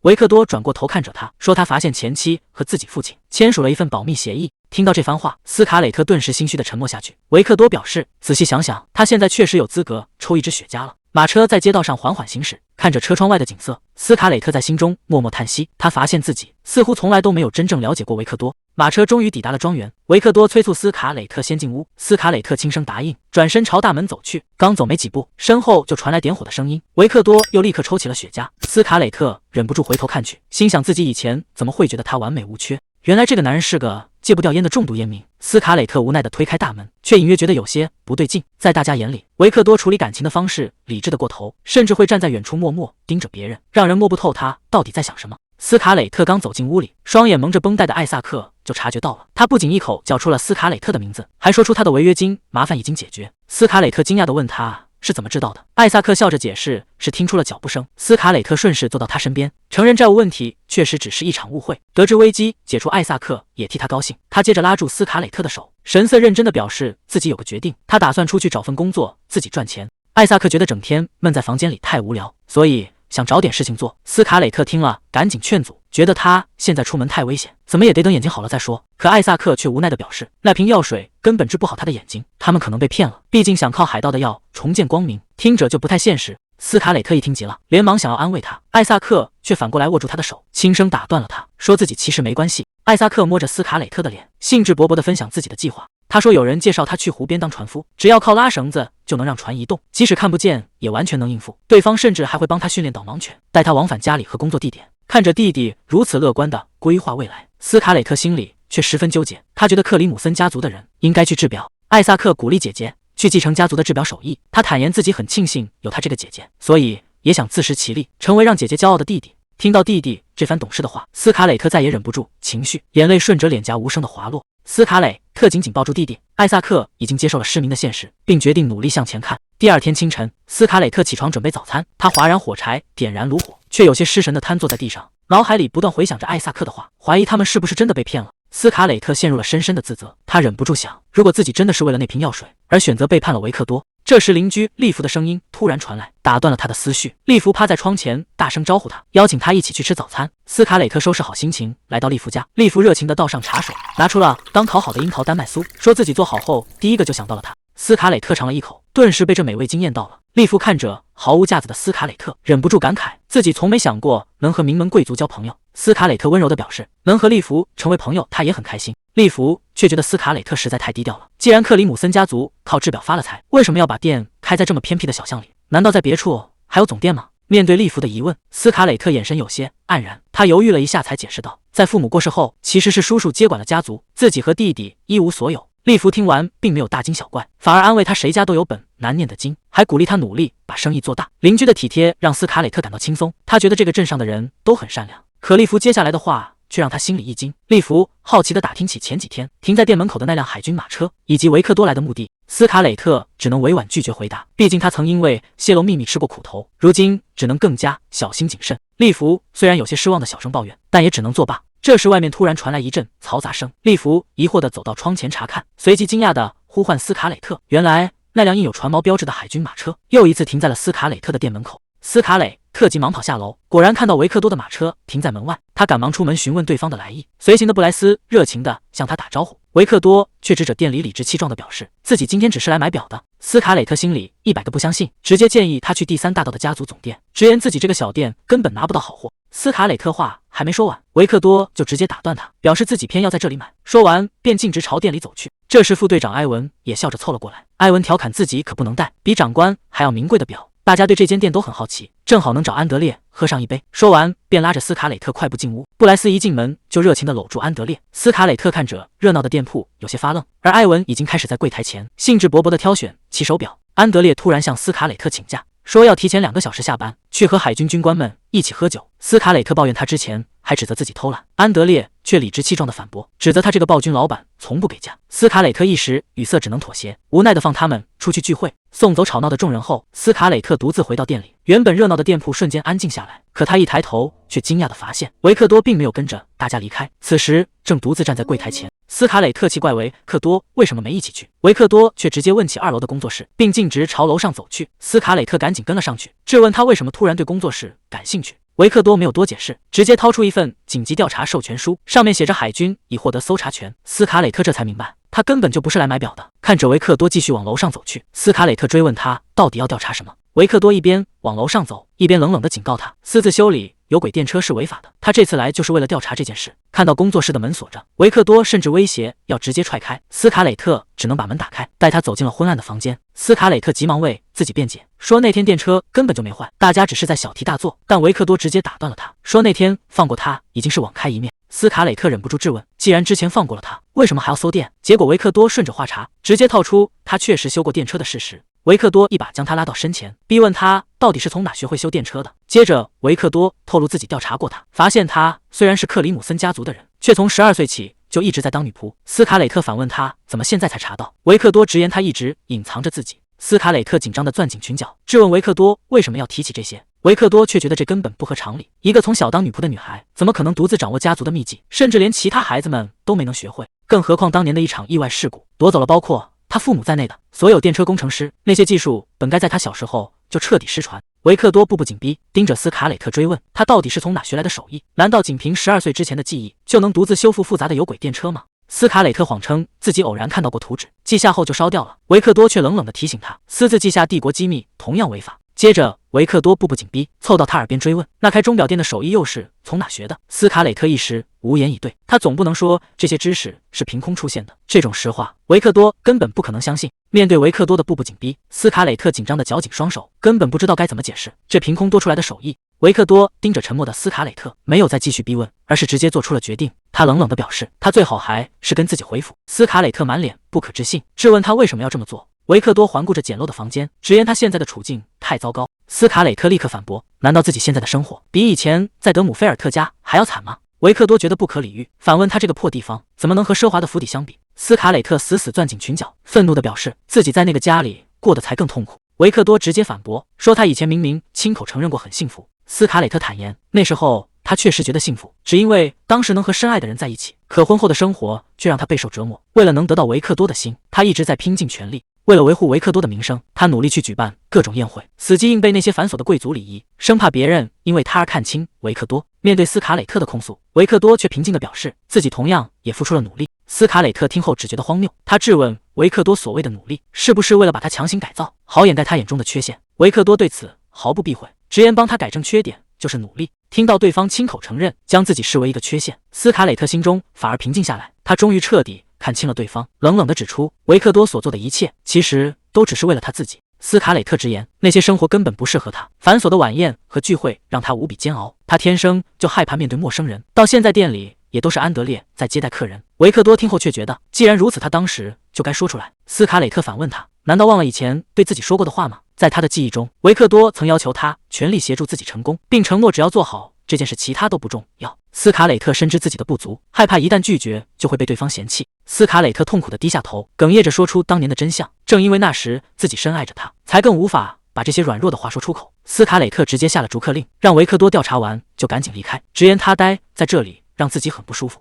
等维克多走后，斯卡蕾特急忙去推旁边的重椅子，却发现自己根本推不动。那么维克多刚才到底是怎么移开他的？他必须赶紧把房间里的一切恢复原状，连地上的齿轮和钥匙都要摆回原位。其实自从那次调查后，他就莫名其妙地失去了一整周的记忆，整个人也因此变得精神恍惚。斯卡蕾特回想起自己其实已经多次失忆，虽然过几天记忆就会恢复，但每次发现家里的东西被人动过，都让他感到无比恐惧。他必须立刻把所有东西恢复原样，假装维克多从来没有来过。斯卡蕾特提着裙子一路狂奔下楼，急匆匆地推开店门冲了出去。此时维克多正站在马车旁，似乎正准备乘车离开。斯卡雷特终于在马车旁拽住了维克多，他愤怒地要求对方把移开的椅子和钟表零件全部归位，绝不允许他再插手自己的人生。他红着眼眶警告维克多，不要妄想替他修复任何东西，如果以后再敢出现在他面前，自己绝对会杀了他。然而狠话刚说完，斯卡雷特就因为体力不支身体意外，直接晕倒在维克多怀里。维克多一把接住他，看着怀里失去意识的女人，他沉默地踩熄了地上的烟头。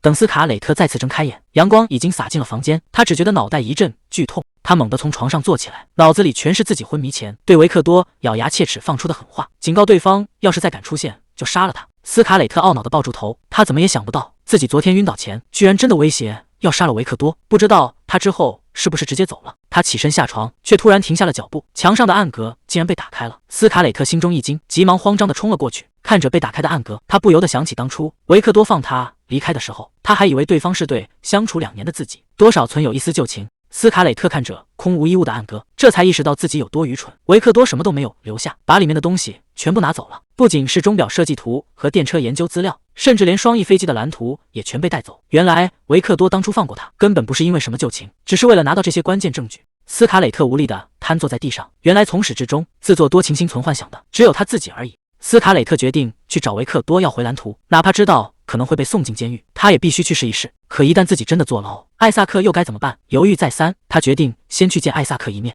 与此同时，军官们神色紧绷，显然是遇到了棘手的突发状况。维克多带回的图纸让在场的军官们大吃一惊，谁也没想到这些复杂的双翼飞机设计图竟然全部出自斯卡雷特之手。大家纷纷猜测这飞机能否飞上天，但斯卡雷特根本没有机会建造它，连克里姆森前任伯爵夫妇当年也未能让他成功起飞。私藏这种东西可是死罪，但如果飞机根本飞不起来，那它是不是就毫无用处了？维克多认为哪怕飞机飞不起来，他们也必须拿到这套图纸，毕竟周边各国都已组建空军，并致力于发展双翼机技术。为了震慑潜在的敌人，他们必须展现出空战反击能力，制造出正在研发飞机的假象，从而达到防患于未然的目的。听完维克多的计划，军官们纷纷表示赞同，但紧接着提出疑问：他们的空军训练未来是否真的能派上用场？这支原本为飞天准备的特种部队，在经历残酷的秘密训练后，却因为工程师的意外离世，导致双翼机研发计划被迫终止，最终只能被重新编入海军。维克多深知必须暗中做好准备，虽然私造图纸是死罪，但没有空军国家就无法自卫。看着眼前的设计图，埃文至今都觉得难以置信。他们为了躲避皇室眼线，联合警方暗中搜寻了多年，却怎么也没想到这个天才设计师竟然就是斯卡雷特。虽然拿到了最先进的图纸，但埃文还是有些想不通，斯卡雷特为什么要画这些东西？幸好这些图纸是被维克多拿到，要是落入皇室或大祭司手里，整个国家都得翻天。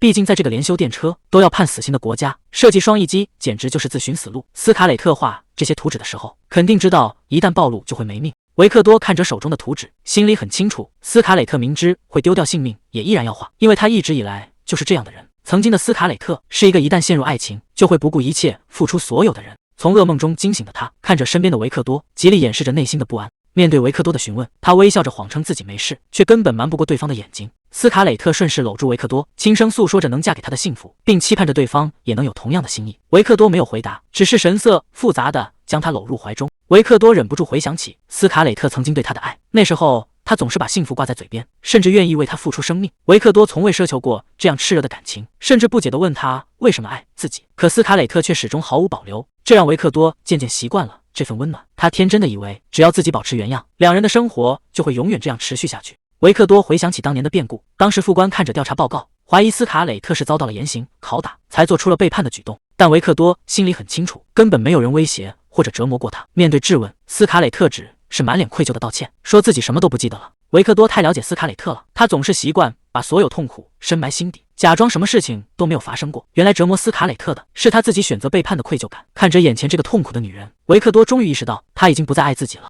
维克多沉溺在过去那份他不曾奢求却又习惯的爱里，如今斯卡雷特决然转身离开，只留下满腔的空虚，让他一时间不知该如何面对。阳光洒在波光粼粼的湖面上，斯卡雷特抱着书来到码头。刚下船的艾萨克立马就听到了斯卡雷特的呼唤，两人惊喜地呼喊着对方的名字。眼看快到午饭时间，艾萨克提议一起吃带来的面包，斯卡雷特欣然答应。两人并肩走在湖边，望着波光粼粼的湖面。艾萨克提到湖对岸就是海军驻地，看着远处的建筑，斯卡雷特若有所思。他不禁开始好奇，当自己跨越这片湖水去见维克多时，对方会露出怎样的表情。斯卡雷特和艾萨克在湖边野餐，他笑着把刚买的面包递过去。艾萨克伸手去接，却发现他的手异常粗糙。斯卡雷特故作轻松的炫耀，说自己都磨出老茧了，是不是很厉害？艾萨克听了却满是心疼，轻声唤着他的名字说：“这一定很疼。”看着自己指尖厚厚的老茧，斯卡蕾特一时间有些愣神。艾萨克温柔地笑着安慰他：“有茧其实是件好事，这代表着他们付出的努力。”斯卡蕾特笑着附和，觉得艾萨克说的很有道理。可他心里却满是苦涩，自己倾注心血画出的图纸，如今却成了随时能要命的绞索。艾萨克并没有察觉到他的异样，笑着说：“他今天来的正是时候。”接着便伸手在口袋里摸索起来，准备送给他一份精心准备的礼物。他递过来一个精致的盒子，里面躺着一对蓝色蝴蝶耳环，这是他用赚到的第一笔钱，特意为斯卡蕾特准备的礼物。斯卡蕾特有些受宠若惊，艾萨克有些不好意思的解释，因为自己双目失明，只能完全凭手感去挑选，也不知道合不合他的心意。看着手中精致的耳环，斯卡蕾特由衷的赞叹她的美丽，他当即决定立刻戴上，好让艾萨克的心意落到实处。艾萨克敏锐的察觉到了不对劲，虽然他双目失明，却能从斯卡蕾特的声音里听出异样。他关切的询问是不是发生了什么事，斯卡蕾特却下意识的开口否认。艾萨克紧紧握住他的手，真诚的表示只要能帮上忙，自己愿意为他做任何事。戴上耳环的斯卡蕾特内心深感动容，但他最终还是选择隐瞒，温柔的向艾萨克道谢，并坚称真的什么事都没有。斯卡蕾特回想起父母曾教导他，爱是毫无保留的奉献一切，可也许对维克多来说，这种爱他根本不需要。湖面上，艾萨克正拉着缆绳，用小船载着斯卡蕾特横渡过去。小船顺利靠岸后，斯卡蕾特微笑着向他道谢，随后挥手告别，独自走向对岸。艾萨克则站在码头目送他离去。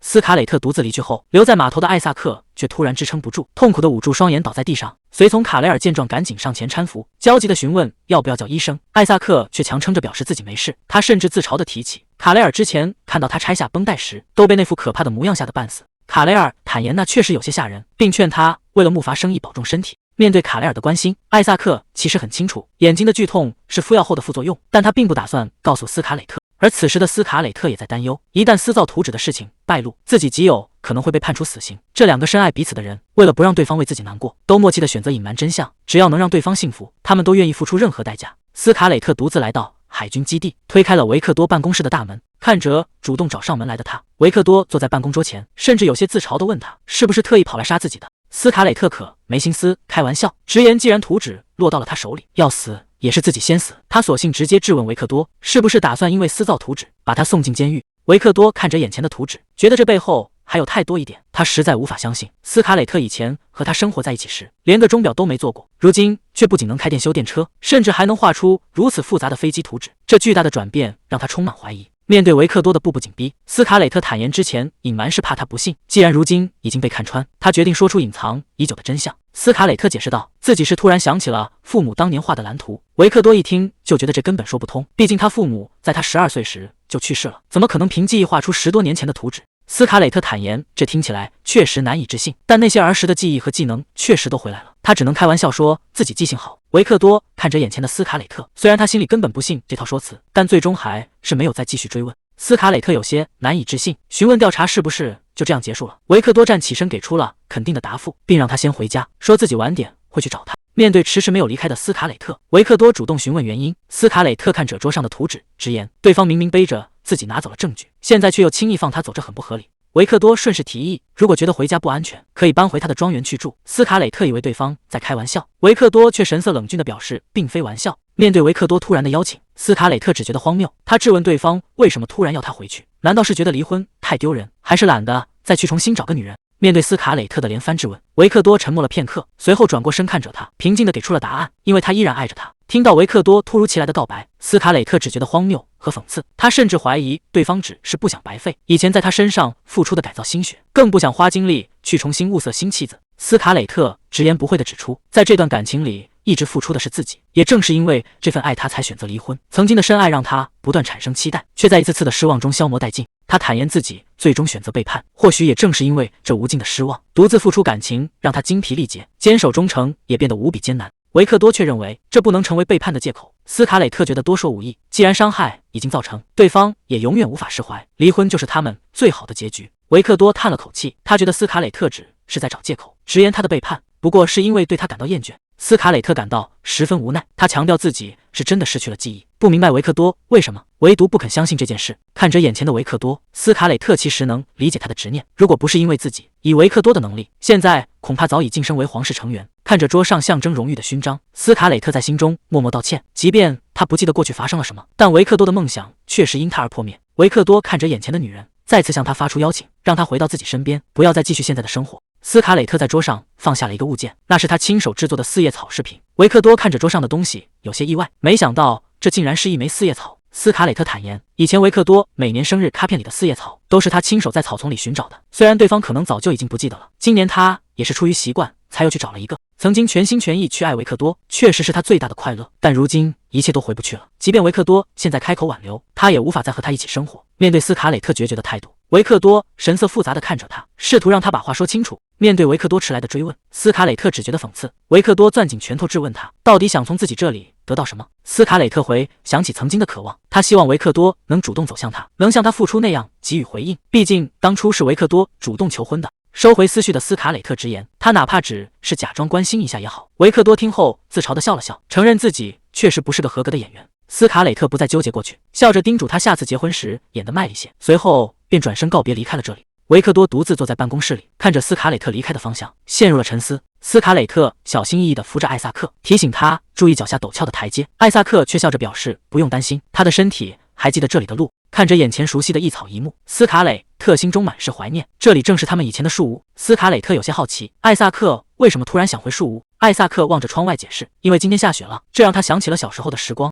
他轻声询问斯卡磊特是否还记得母亲在下雪天为他们制作的那些玩具。斯卡磊特立刻想了起来，那是会掉落糖果的八音盒，那些温馨的画面仿佛就在眼前。他看着角落里的旧箱子，猜测那个八音盒是不是还保存在里面。斯卡磊特试着输入密码樱桃派，伴随着清脆的咔嗒声，旧箱子竟然真的被打开了，里面正静静躺着那个八音盒。斯卡磊特熟练地拧紧发条，把糖果丢了进去，随着糖果滚落，熟悉的旋律在木屋里回荡开来。两人并排坐着静静聆听，看着旋转的八音盒，斯卡磊特不禁有些失神。他曾天真的以为爱是永恒的，如果能早点明白爱也会消失，或许就不会执着于那段没有爱的婚姻。还没等斯卡磊特多想，门外突然传来一阵嘈杂的脚步声，伴随着嚷嚷着要找地方喝酒的喊声。木屋的宁静瞬间被打破，推门而入的贵族一脸诧异，他没想到斯卡磊特会在这里。看着地上的艾萨克，他嘲讽地表示，看来瞎子最近总出门的传闻是真的。紧跟在后面的阿诺德满脸通红，他手里拎着酒瓶打着酒嗝，大声质问斯卡磊特为什么会出现在他的游戏屋里。阿诺德借着酒劲直言，自己正觉得无聊，突然伸手死死拽住斯卡磊特，挣扎间八音盒被掀翻在地，糖果瞬间洒落一地。阿诺德顺势将他按倒在沙发上，嬉皮笑脸地提出要带他下去找点乐子。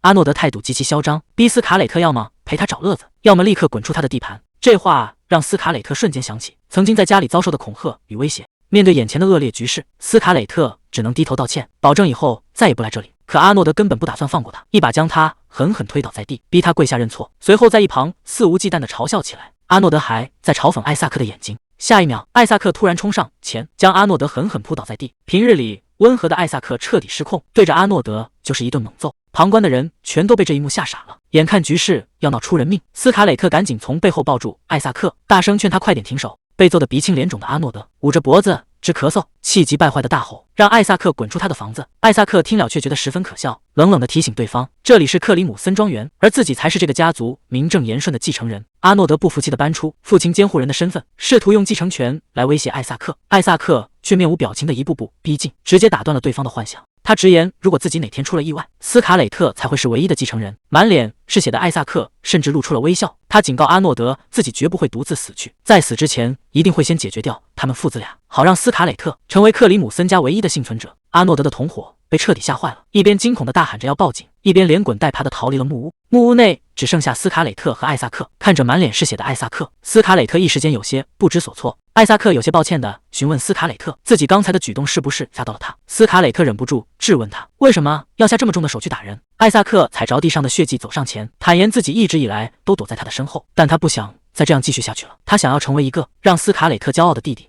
艾萨克温柔地看着斯卡磊特，直言在这个冷酷的世界里，斯卡磊特是他身边唯一善良的人。因为有人报了警，大家都被带到了巡警局，外面正下着大雪，斯卡磊特只能独自在门外焦急地等待。隔着窗户望去，里面的调查进行得比预想的还要慢，毕竟是艾萨克先动手打的人，这让斯卡磊特心里十分没底。虽然他在笔录里已经说明是阿诺德挑衅在先，但最终的结果依然很难预料。斯卡磊特在雪地里焦急等待，心里十分担心艾萨克的状况。这时安妮突然走了过来，一开口就责怪斯卡磊特是个麻烦精。斯卡磊特礼貌地向安妮问好，安妮却没好气地反问自己的儿子阿诺德，因为他进了局子，他现在怎么可能会好过？斯卡磊特透露阿诺德还在接受审讯。安妮话锋一转，打听起斯卡磊特经营钟表店的事，询问他是否连零件都是自己制作。得到斯卡蕾特的肯定回答后，安妮直接命令他立刻前往克里姆森第一钟表工坊。斯卡蕾特有些不解，自己为什么要过去？安妮没好气的解释，因为阿诺德被关了起来，工坊的工匠们又一直在催零件，他自己根本听不懂那些专业术语，只能让懂行的斯卡蕾特去处理。克里姆森第一工坊是历代家主和顶尖工匠研发新钟表的地方，从最初的水神1号到他父母制作的水神6号，所有伟大的发明都诞生于此。面对这个突如其来的差事，斯卡蕾特其实非常心动，他一直渴望能去第一工坊，亲自和那些顶尖的工匠们交流。斯卡蕾特虽然很想去工坊，但他实在放心不下艾萨克，担心自己离开后，阿诺德会再次找艾萨克的麻烦。就在他纠结万分的时候，弗兰先生突然推门走了出来，主动提出帮他照看这里，让他放心去处理自己的事情。有了弗兰先生的帮忙，斯卡蕾特终于松了一口气，他立刻乘上马车，朝着第一钟表工坊赶去。弗兰作为德姆菲尔特家的法律顾问，突然现身帮阿诺德解决麻烦。他明确表示不会向对方支付任何和解金。一旁的安妮听后十分震惊。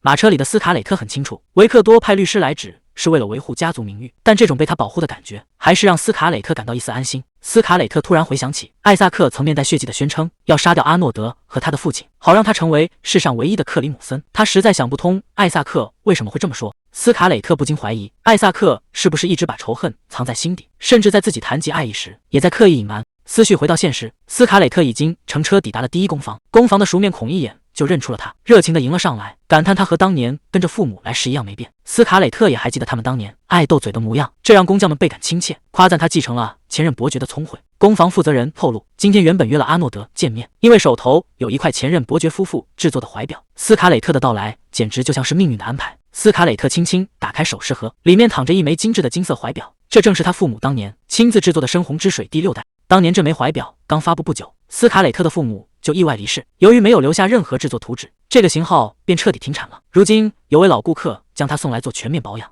斯卡蕾特觉得这是个好机会，可以趁机研究这枚停产的怀表。在征得同意后，他将怀表放入了保养。作为克里姆森家族的招牌，水神系列核心技术由历代家主单传。随着父母意外离世，最先进的水神6号技术随之失传。当时斯卡蕾特和艾萨克年纪尚小，叔叔顺理成章接管家族，靠着祖父留下的水神5号技术，勉强维持着家族产业的运转。工坊的人告诉斯卡蕾特，约见阿诺德是为了父母留下的水神6号，他这才意识到阿诺德也插手了此事，这让斯卡蕾特彻底看清叔叔的野心。他根本没打算归还工坊，哪怕艾萨克才是名正言顺的继承人。回想起弟弟艾萨克曾经的鼓励，斯卡蕾特暗自下定决心，一定要找出水神6号的制作方法，夺回属于家族的荣光。看着眼前特殊的零件，斯卡蕾特不禁想起了父母。在他的记忆中，父母总是整天忙着研究水神5号，水神6号刚研发完，他们便意外去世，导致他对水神6号几乎没有印象。盯着在水中密度会发生变化的零件，斯卡蕾特深知想要解开核心技术，只能靠自己重新开始研究。为了找出水神6号的秘密，斯卡蕾特向安娜提出请求，想看看市面上销售的水神5号。安娜听后立刻拿出了怀表，斯卡蕾特仔细端详后起了疑心，询问这是否真的是水神5号。安娜肯定的回答，这确实是他叔叔亲手制作的。斯卡蕾特顿时陷入了沉思。面对安娜关切的询问，斯卡蕾特指出在他的记忆中，这个零件应该比现在厚上1毫米。面对斯卡蕾特的质疑，安娜显得有些迟疑。她透露工坊的工匠们也觉得尺寸不对，但只要有人敢提出来，就会立刻被他叔叔开除。对方甚至还私下警告，让安娜和汤姆闭紧嘴巴，绝对不能把这件事说出去。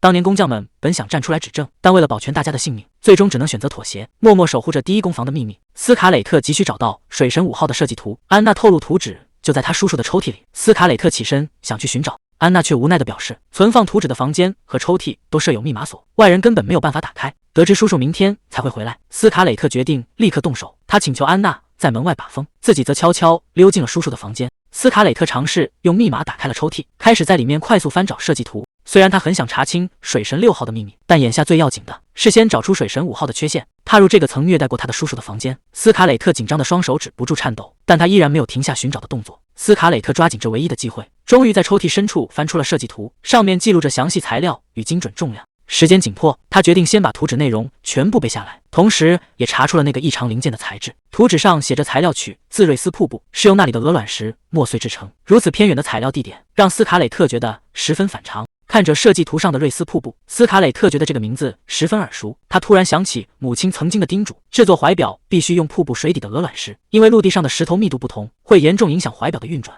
还没等他细想，门外突然传来安娜焦急的阻拦声。原本明天才回来的叔叔提前现身，直接粗暴地推开房门闯了进来。看着被打开的抽屉，叔叔瞬间勃然大怒，大声质问斯卡蕾特怎敢乱动他的东西。叔叔彻底失控咆哮，坚称自己的表绝对没有问题，克里姆森钟表店也是属于他的。没等斯卡蕾特反应过来，伴随着一声重响，他直接被打晕了过去。不知过了多久，斯卡蕾特缓缓睁开双眼，他猛地坐起身，发现自己正置身于一个完全陌生的黑暗房间里。斯卡蕾特环顾四周，认出这里是小时候经常被关的地下室，他立刻明白是叔叔把他关了进来。斯卡蕾特拼命拍打着紧闭的房门，大声呼喊求救，甚至像小时候那样认错求饶，但门外没有任何回应。无助的他渐渐脱力，眼泪止不住地流下来。这个黑暗的房间勾起了他所有痛苦的童年回忆。叔叔那令人作呕的嘴脸再次浮现在脑海中，每一个细节都无比清晰。斯卡蕾特无助地蜷缩在角落，只想立刻逃离这个充满痛苦的地方。就在他近乎绝望的时候，紧闭的房门突然被人推开，一道光线瞬间照亮了黑暗。一个戴着黑色手套的男人走了进来，他缓缓向斯卡蕾特伸出手，轻声唤他过去。斯卡蕾特有些难以置信地抬起头，发现来人竟然是维克多。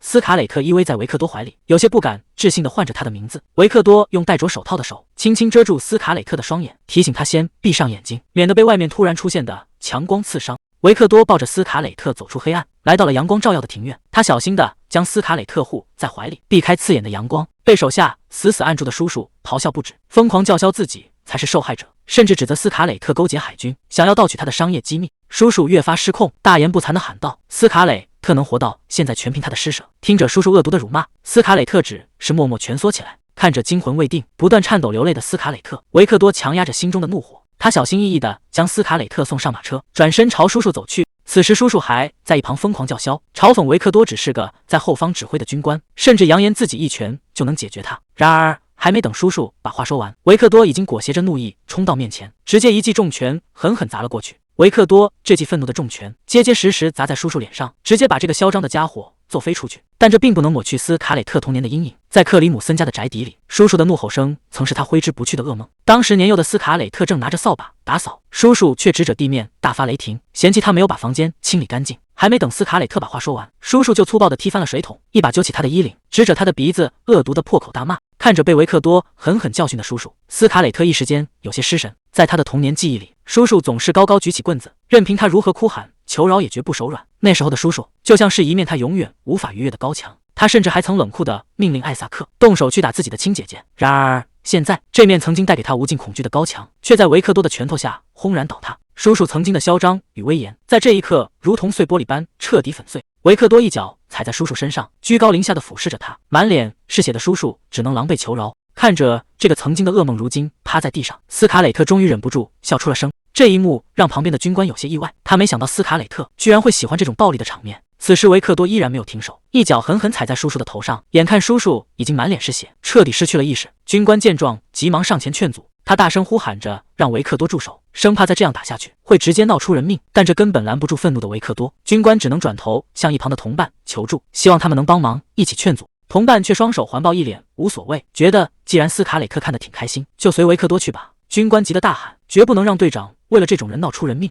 看着趴在地上如死狗般的叔叔，斯卡蕾特冷冷地骂了一句垃圾。听到这声低语，维克多终于停下了手里的动作，转过头看向他。维克多迈步走到马车前，俯下身子低声询问他刚才口中的垃圾指的是谁。斯卡蕾特有些局促地解释，自己说的是那个被抬走的叔叔。听到这个回答，维克多嘴角微微上扬，接着问他刚才为什么笑得那么开心。斯卡蕾特看着被拖走的叔叔，直言是因为看到叔叔挨揍。维克多听完一脸认真的表示，以后只要斯卡蕾特心情不好，他就会再把叔叔揍一顿。这话让斯卡蕾特一时间愣在原地，他内心其实无比赞同，恨不得让他立刻动手，但理智还是让他咽下了这些话，反而劝说维克多暴力解决不了问题。他解释叔叔毕竟是自己的亲戚，而且并没有打算杀他。维克多却沉着脸反驳，是对方先动的手，如果自己没来，他很可能会死在里面。斯卡蕾特只能小声辩解，说自己小时候经常被关在里面，对方这次也只是想吓唬他。听到他轻描淡写的提起童年的遭遇，维克多愤怒地咬紧了牙关，一把将斯卡蕾特拉到身前，嘲讽他简直像个圣人一样宽容。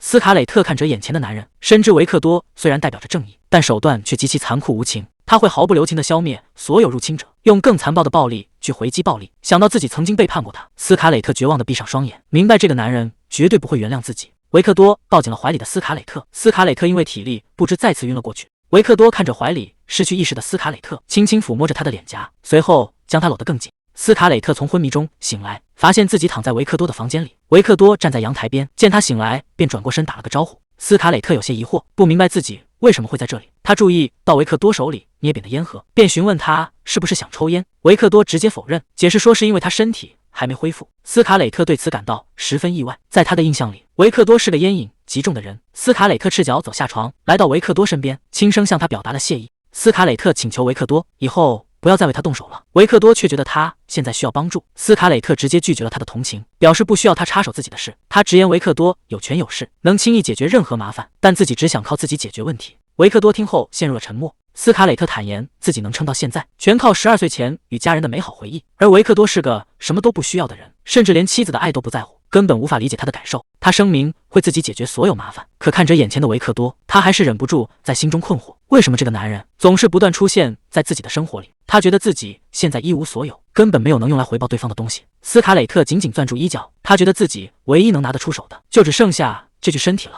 于是他索性把话挑明，直接质问维克多是不是为了得到他的身体，才这样一次次出手相助。听到这话，维克多整个人都愣住了。斯卡磊特却继续追问，直言维克多对他这个叛徒实在有些宽容的过头了，这根本就不符合常理。他问他是不是想用这种方式来作为救他的回报。维克多听后冷笑一声，反问他难道就打算用这个来报答自己的救命之恩？还没等斯卡磊特反应过来，维克多突然上前一步，一巴掌重撑在他身后的墙上，冷冷地表示自己想要女人随时都有。看着步步逼近的维克多，斯卡磊特慌忙伸手想要推开他，维克多却顺势凑得更近，质问他既然说是报仇，现在又为什么要拒绝？维克多直接吻了上去，斯卡磊特下意识抓紧了他的衣服，双唇分开后，维克多冷声质问斯卡磊特，难道每个帮过他的人，他都是这样去报答的？斯卡磊特当即反驳，表示自己不像他那样，绝不可能随便和别人发生关系。他想起以前作为维克多妻子出席宴会时，耳边全都是别人的议论，有人说维克多娶她只是为了占有她的身体，也有人说维克多留在这段婚姻里不过是懒得去找更合适的结婚对象。斯卡磊特解释自己只是想回报他，维克多却沉下脸质问他到底是谁说了这种下流的谣言。斯卡磊特坦言是他的表弟特贝斯勋爵以及身边的其他人经常拿这事开玩笑。维克多听后反问他，难道就这么轻易相信了那些鬼话？斯卡磊特低声承认自己其实并不排斥这个谣言，甚至为此感到高兴，因为这至少意味着维克多在某种程度上是需要他的。他追问维克多当初把自己留在身边的真正原因，他想知道那些关于他只是贪图他身体或是懒得离婚的传言到底是不是真的。维克多看着眼前的斯卡磊特，坦然承认这两个原因都有。他一边抚摸着斯卡磊特的银发，一边直言自己确实懒得去寻找别人，而且也确实喜欢和他在一起。接着维克多又补充道，斯卡磊特对他的爱对他而言非常方便。维克多的那句方便让斯卡磊特的心猛地一沉，其实他早就知道这个事实，甚至以前在宴会上旁人就经常当着他的面开这种玩笑。正如他所料，自己毫无保留奉献出最珍贵的一切，在维克多眼里却仅仅只是用着方便而已。斯卡磊特再也抑制不住情绪，用力捶打着维克多的胸口，但维克多只是静静地站着，任由他发泄心中的委屈。斯卡磊特渐渐停下了手，他觉得自己无比愚蠢，竟然还会对这个男人抱有期待。维克多看着气喘吁吁的斯卡磊特，冷淡地问他是不是闹够了。斯卡磊特无力地扶着一旁，流着泪控诉他的冷酷无情。维克多没有反驳，只是伸手托起他的脸颊，随后低下头轻轻吻了吻他的手背。维克多看着眼前的斯卡磊特，轻声叮嘱他多休息一会儿，还说如果刚才没发泄够，下次可以继续动手打他。斯卡磊特独自走在空荡的走廊上，委屈地用衣袖擦拭着眼泪，嘴里忍不住小声抱怨，那个男人简直是最差劲的家伙。到了离开这天，女仆们费力地抬起一个沉重的行李箱，斯卡磊特看着眼前的箱子有些疑惑，他明明记得自己只剩下了几件衣服，不明白为什么会这么重。管家向斯卡磊特致歉，解释说担心维克多知道他离开会生气，所以故意把行李箱装得极重，想以此拖延他离开的时间。正当斯卡磊特一筹莫展时，一只手突然轻松拎起了行李箱，来人正是安德烈。他表示自己是特意来接斯卡磊特回家的。安德烈单手将沉重的箱子扛在肩上，向在场众人礼貌地打了个招呼，便示意斯卡磊特可以出发了。斯卡磊特向管家道谢告别，跟着安德烈一起朝大门走去。安德烈调侃，这本就是他这个员工的职责。看着安德烈轻松离去的背影，管家和女仆们都看傻了眼，完全没想到这个看起来温和的男人力气居然这么大。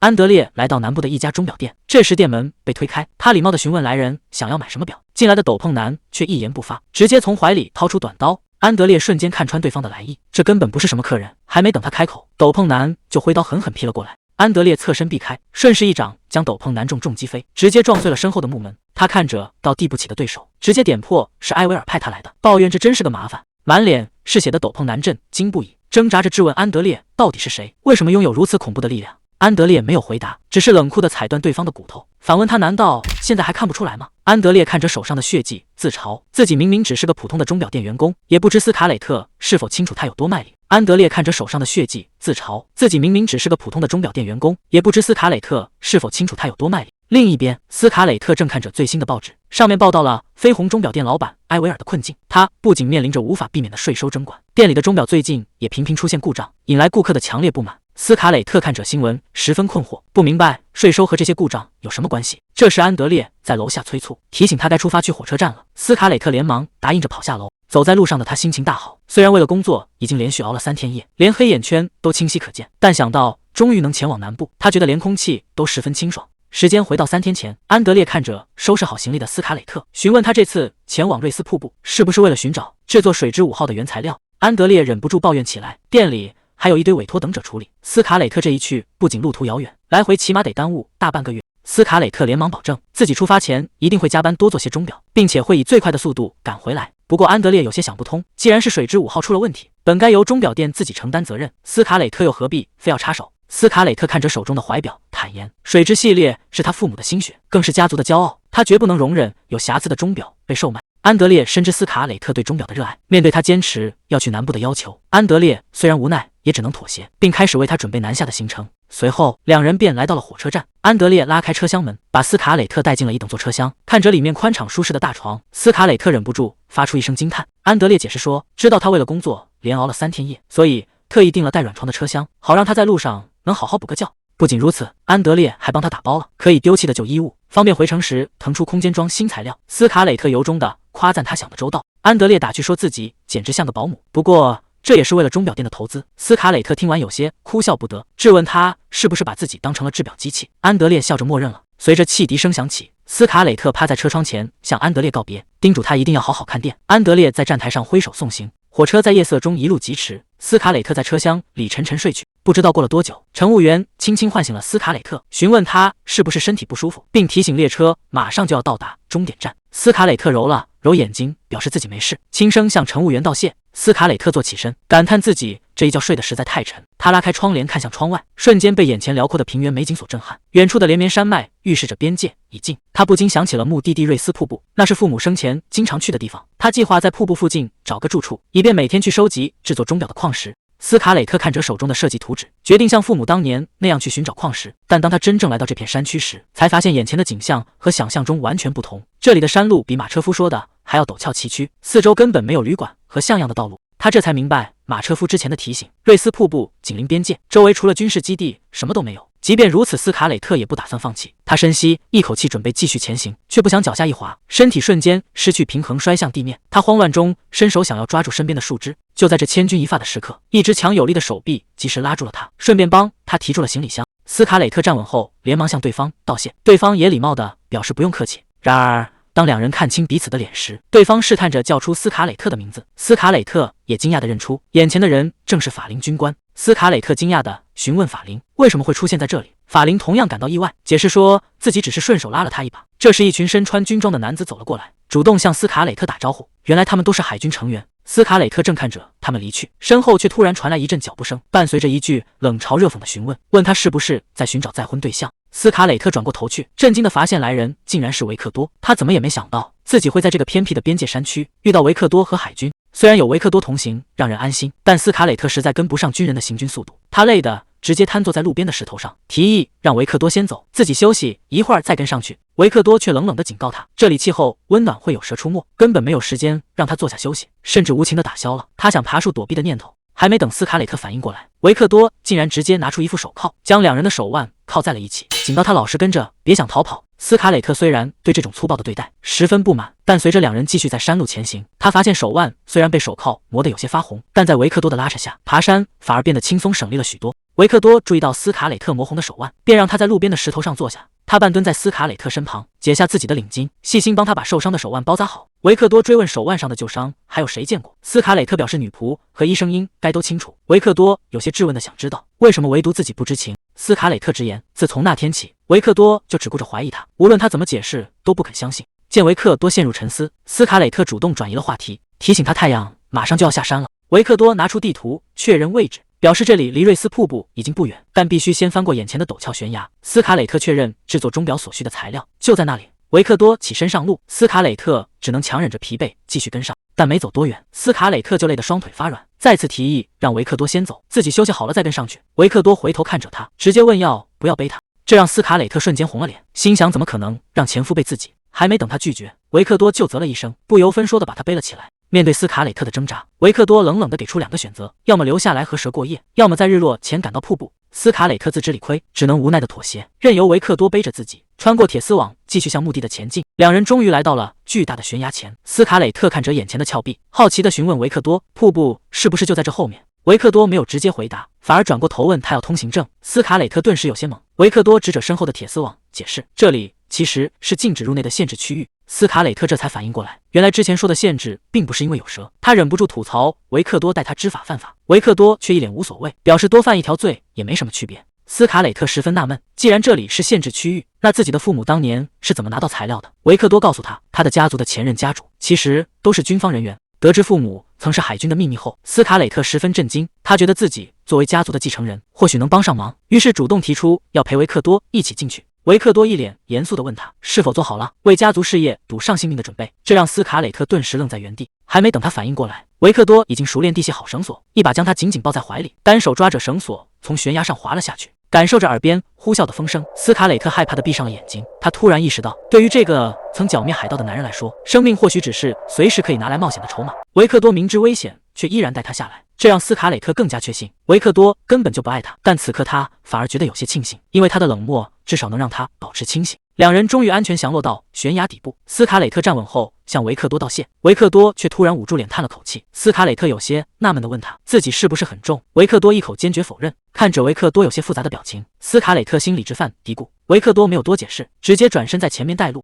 两人刚走上悬崖边的木栈道，一阵强风突然迎面吹来，斯卡磊特差点没站稳。这时头顶传来一阵轰鸣声，一架飞机正从他们上空飞过。斯卡磊特看着下方的营房和滑翔机，有些困惑地询问维克多这里是什么地方。维克多告诉他，这里其实是秘密组建的空军基地，由于缺乏设备，目前只有斯卡磊特父母当年造出的一架双翼机，而且那架飞机现在已经损坏。维克多直言，基地只对军人和工程师开放，斯卡磊特如果想证明自己继承家族的资格，就必须亲手把那架坏掉的飞机修好。要是修不好，不仅无法接手家族事业，还会因为擅闯禁区被关进监狱。他劝斯卡磊特没自信的话，现在就可以回头。斯卡磊特紧紧抓握着手中的栏杆，表示自己都冒着生命危险来到这里了，绝不可能退缩。维克多听完淡然一笑，调侃说，看在前妻的份上，会把监狱安排得舒服点。维克多带着斯卡磊特走进基地内部，守卫的士兵们纷纷向维克多敬礼。法林看到维克多身后的斯卡磊特，顿时大惊失色，急忙上前质问维克多为什么要把平民带进军事禁区。维克多却一脸平静地表示，是斯卡磊特自己非要跟来，而且很快就能知道他到底算不算这里的外人。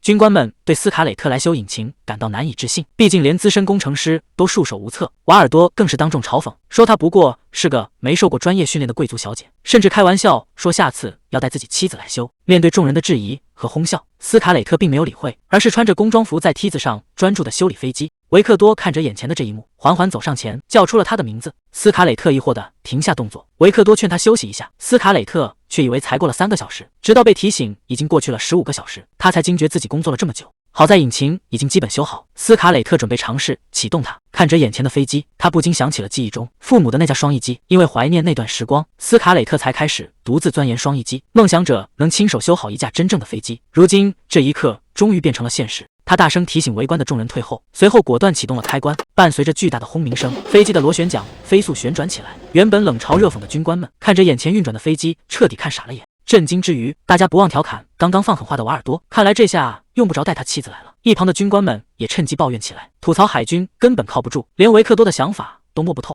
眼看大家要吵起来，有人出面打断了争执，劝大家不如好好庆祝一下，毕竟现在他们终于有了靠谱的工程师。被当众打脸的瓦尔多只能尴尬咳嗽，而人群已经忍不住欢呼起来。看着下方为自己欢呼的人群，高台上的斯卡磊特脸上终于露出了欣慰的笑容。斯卡磊特洗完澡出来，向维克多道谢，却发现对方正盯着自己。维克多看着他身上破旧的衣服，怀疑他是因为没拿到赡养费在抗议。斯卡磊特解释说，自己只是为了省事才穿的旧衣服。当他询问是否有空房间休息时，却被维克多一口回绝。斯卡磊特也不纠结，决定今晚直接在外面露宿。维克多听完，冷淡地表示同意。抱着枕头准备露宿的斯卡磊特被一只巨大的蜘蛛吓了一跳，幸好旁边的仆人眼疾手快，一拖把将蜘蛛拍死。仆人们笑着解释说，南方气候温暖，虫子大很正常，甚至还有猫一样大的蜘蛛，这让斯卡磊特更加毛骨悚然。就在这时，维克多突然从身后搂住他，提议与其和这些可怕的昆虫同眠，不如去他的床上睡。夜深了，斯卡磊特躺在维克多的床上，几乎是刚沾到枕头就沉睡去。毕竟他为了修复引擎，已经熬了整整一夜。坐在一旁的维克多看着熟睡的斯卡磊特，目光落在了他满是伤痕的手上，这让他不禁想起斯卡磊特曾经说过的话。他说自己是因为背叛的负罪感才自残的，但维克多看着那道深深的伤口，心中充满了怀疑。如果真的是自残，他绝不可能对当时的细节毫无记忆。那天到底发生了什么？维克多想起了自己的童年，他的母亲出身贵族，却始终活在过去的阴影里，要求维克多必须完美无缺。在母亲眼里，维克多绝不能示弱，更不能犯下任何错误，否则等待他的就是无情的鞭打。而每当维克多满身是伤的回家，父亲就会抱住他，嘴里却不停地灌输着复仇的执念，要他以后让所有皇室成员下跪。父亲把重返皇室的希望全压在他身上，用所谓的爱来绑架他。对维克多来说，家庭就像是一张黏腻窒息的蜘蛛网，而这种爱同样让他感到无比恶心。维克多抱着醉醺醺的斯卡磊特走在走廊上，责备他喝的实在太多了。斯卡磊特迷迷糊糊地解释，自己为了能陪维克多喝一杯，特意练习了整整1周的酒量，只是没想到根本没有效果。维克多不解地问他为什么要这么做，斯卡磊特轻声说，因为他看起来太孤单了。看着怀里醉倒的斯卡磊特，维克多突然明白过来，爱并不是一味的索取，而是想要为对方付出的渴望。维克多回想起婚后的日子，那是他第一次露出微笑，觉得这样过下去也不错。斯卡磊特从见到他的第一眼起，就毫无保留地爱上了他，总是拼命想把最好的一切都给他。只要每天清晨醒来能看到维克多，他就觉得无比幸福。因为斯卡磊特的爱不求回报，维克多也乐于维持现状，不用做出任何改变。然而，在一个暴雨交加的夜晚，斯卡磊特披上黑色斗篷，留下一句再见，便消失在雨幕中。维克多本以为法律上的离婚不会改变两人的关系，可当斯卡磊特彻底搬走后，空荡荡的豪宅只剩下令人窒息的冷清。维克多独自坐在沙发上借酒消愁，他发现自己的生活已经彻底崩塌，根本不知道接下来该何去何从。这时，母亲那熟悉又冰冷的声音再次在他耳边响起，质问他是不是该带自己回皇室城堡，并指责是维克多害他落得今天这个下场。维克多只能默默承认，在母亲的诅咒下，继续背负着沉重的罪恶感。维克多看着床上的斯卡磊特，心中充满了偏执与挣扎。既然曾经的爱意已经冷却，剩下的便只有背叛与愧疚。可如果这种痛苦的羁绊能让他们继续纠缠下去，那斯卡磊特就永远别想离开他。维克多偏执地认定是斯卡磊特背叛了自己，只有这样，他才能说服自己继续纠缠。斯卡磊特手捧着溪水中的石子，想起父母生前最钟爱这片瀑布。正如传闻中所说，这些特殊的石头确实会熠熠生辉。当年父母就是将这种矿石磨成粉末，用来打造钟表的关键齿轮。也正因如此，在父母去世之后，家族生产的钟表因为缺乏这种核心材质，频频故障，沦为了劣质的仿冒品。维克多缓缓走到溪边，叫住斯卡磊特，提醒他手上的伤口绷带已经湿透散开。斯卡磊特只是平静地收起石子，表示原本就包得很乱，并不碍事。维克多有些尴尬地承认，那其实是自己帮他包扎的。斯卡磊特这才反应过来，为了缓解尴尬，他赶紧改口夸赞维克多包得很好。随后，斯卡磊特看着带轮子的背包，琢磨着自己也可以做个带轮子的木箱，这样就能运送更多矿石。他还特意警告维克多不要多管闲事，可维克多还是主动上前要帮他拉包。斯卡磊特立刻护住背包，毫不客气的一口回绝。然而，因为地面不平，背包的轮子直接卡在石缝里翻了车。看着散落一地的行李，斯卡磊特只能尴尬地蹲下解释。一旁的维克多见状，忍不住笑出声来。面对斯卡磊特的质问，维克多调侃他像一只收集橡果的松鼠，甚至打趣说他全身上下都像。看着蹲下身帮自己收拾的维克多，斯卡磊特一时有些恍惚，毕竟这个男人以前从不开玩笑，他分不清对方是在认真还是在逗他。维克多主动提出让手下的空军士兵来帮忙搬运矿石，斯卡磊特看着随行的队伍，由衷的向维克多表示感谢。他有些不好意思地问维克多，是不是一直在旁边看着自己，毕竟自己刚才穿着湿衣服捡石头，在他眼里一定显得很不淑女。维克多听完直接无情吐槽，说的好像他以前淑女过一样。斯卡磊特想起以前为了和维克多生活，无论怎么努力模仿贵妇，最后却总是像个女仆一样手忙脚乱。维克多从身后环抱住斯卡磊特，两人共骑一匹马在林间前行。维克多突然低声开口，坦言这并不是努力与否的问题，他其实从来都无法理解斯卡磊特。听着维克多这番话，斯卡磊特感到十分陌生，在他的记忆中，这个男人说话从未如此低落，就好像做错事的人是他自己一样。返程的火车上，斯卡磊特向维克多打听起克里姆森家族总部的税务审计。维克多大方承认，并指出除了申报问题，他们生产的钟表质量也存在缺陷。斯卡磊特解释，那是他叔叔用旧零件制作的批次，自己一回首都就要忙着全部召回。听到这里，维克多合上手中的书，质问他为什么要由他来负责处理。斯卡磊特解释说，自己作为家族的继承人，绝不能眼睁睁看着家族荣誉受损。维克多却觉得没必要，毕竟这些劣质钟表又不是他做的，只要他保持沉默，根本不会有人知道。但斯卡磊特无法违背良心，他觉得去世的父母在看着自己，而且使用钟表的客户迟早会发现，哪怕这些表不是他亲手制作，克里姆森钟表也是他的骄傲。装作不知情就是在欺骗客户，所以他必须亲自召回所有问题钟表。听完这番话，维克多无奈地叹了口气。他想起斯卡磊特之前死里逃生的经历，不明白他为什么又要去冒这种风险。看着眼前固执的女人，维克多冷冷地表示，他简直是疯了。斯卡磊特感到无比失望，他自嘲地承认了这一指控，并质问维克多，这难道就是当初把他送去修道院的理由？维克多不明白他为什么突然提起旧事，辩解称自己当时并不知道修道院是个折磨人的可怕地方，但斯卡磊特根本不想听他的解释。他控诉维克多在整整100天里，哪怕有一点在乎自己，也该去探望他一次，可他却一次都没有出现过。听到指责，维克多愤怒的一巴掌拍在桌上，大声反驳是斯卡磊特先背叛了他。看着眼前情绪失控的维克多，斯卡磊特感到十分荒谬。这个平日里冷酷无情的人，如今却因为当年的事情如此激动。他质问维克多，难道那件事真的无法原谅吗？明明自己已经道过歉，为什么他还是不肯放过？斯卡磊特冷笑了一声，表示这样也好，因为他在修道院受折磨的那100天，他也同样一辈子都不会忘记。斯卡磊特突然感到胸口发闷，身体支撑不住倒了下去。维克多见状立刻上前扶住他，紧张地询问他的情况。斯卡磊特虚弱地呼唤着维克多的名字，疑惑他脸上为什么会露出这种担忧的表情。斯卡磊特看着窗外辽阔的平原，兴奋地向维克多感叹着美丽的景色，但他很快察觉到了不对劲，自己刚刚明明还在庄园里，为什么会突然出现在火车上？看着眼前神情异样的斯卡磊特，维克多一时间有些恍惚。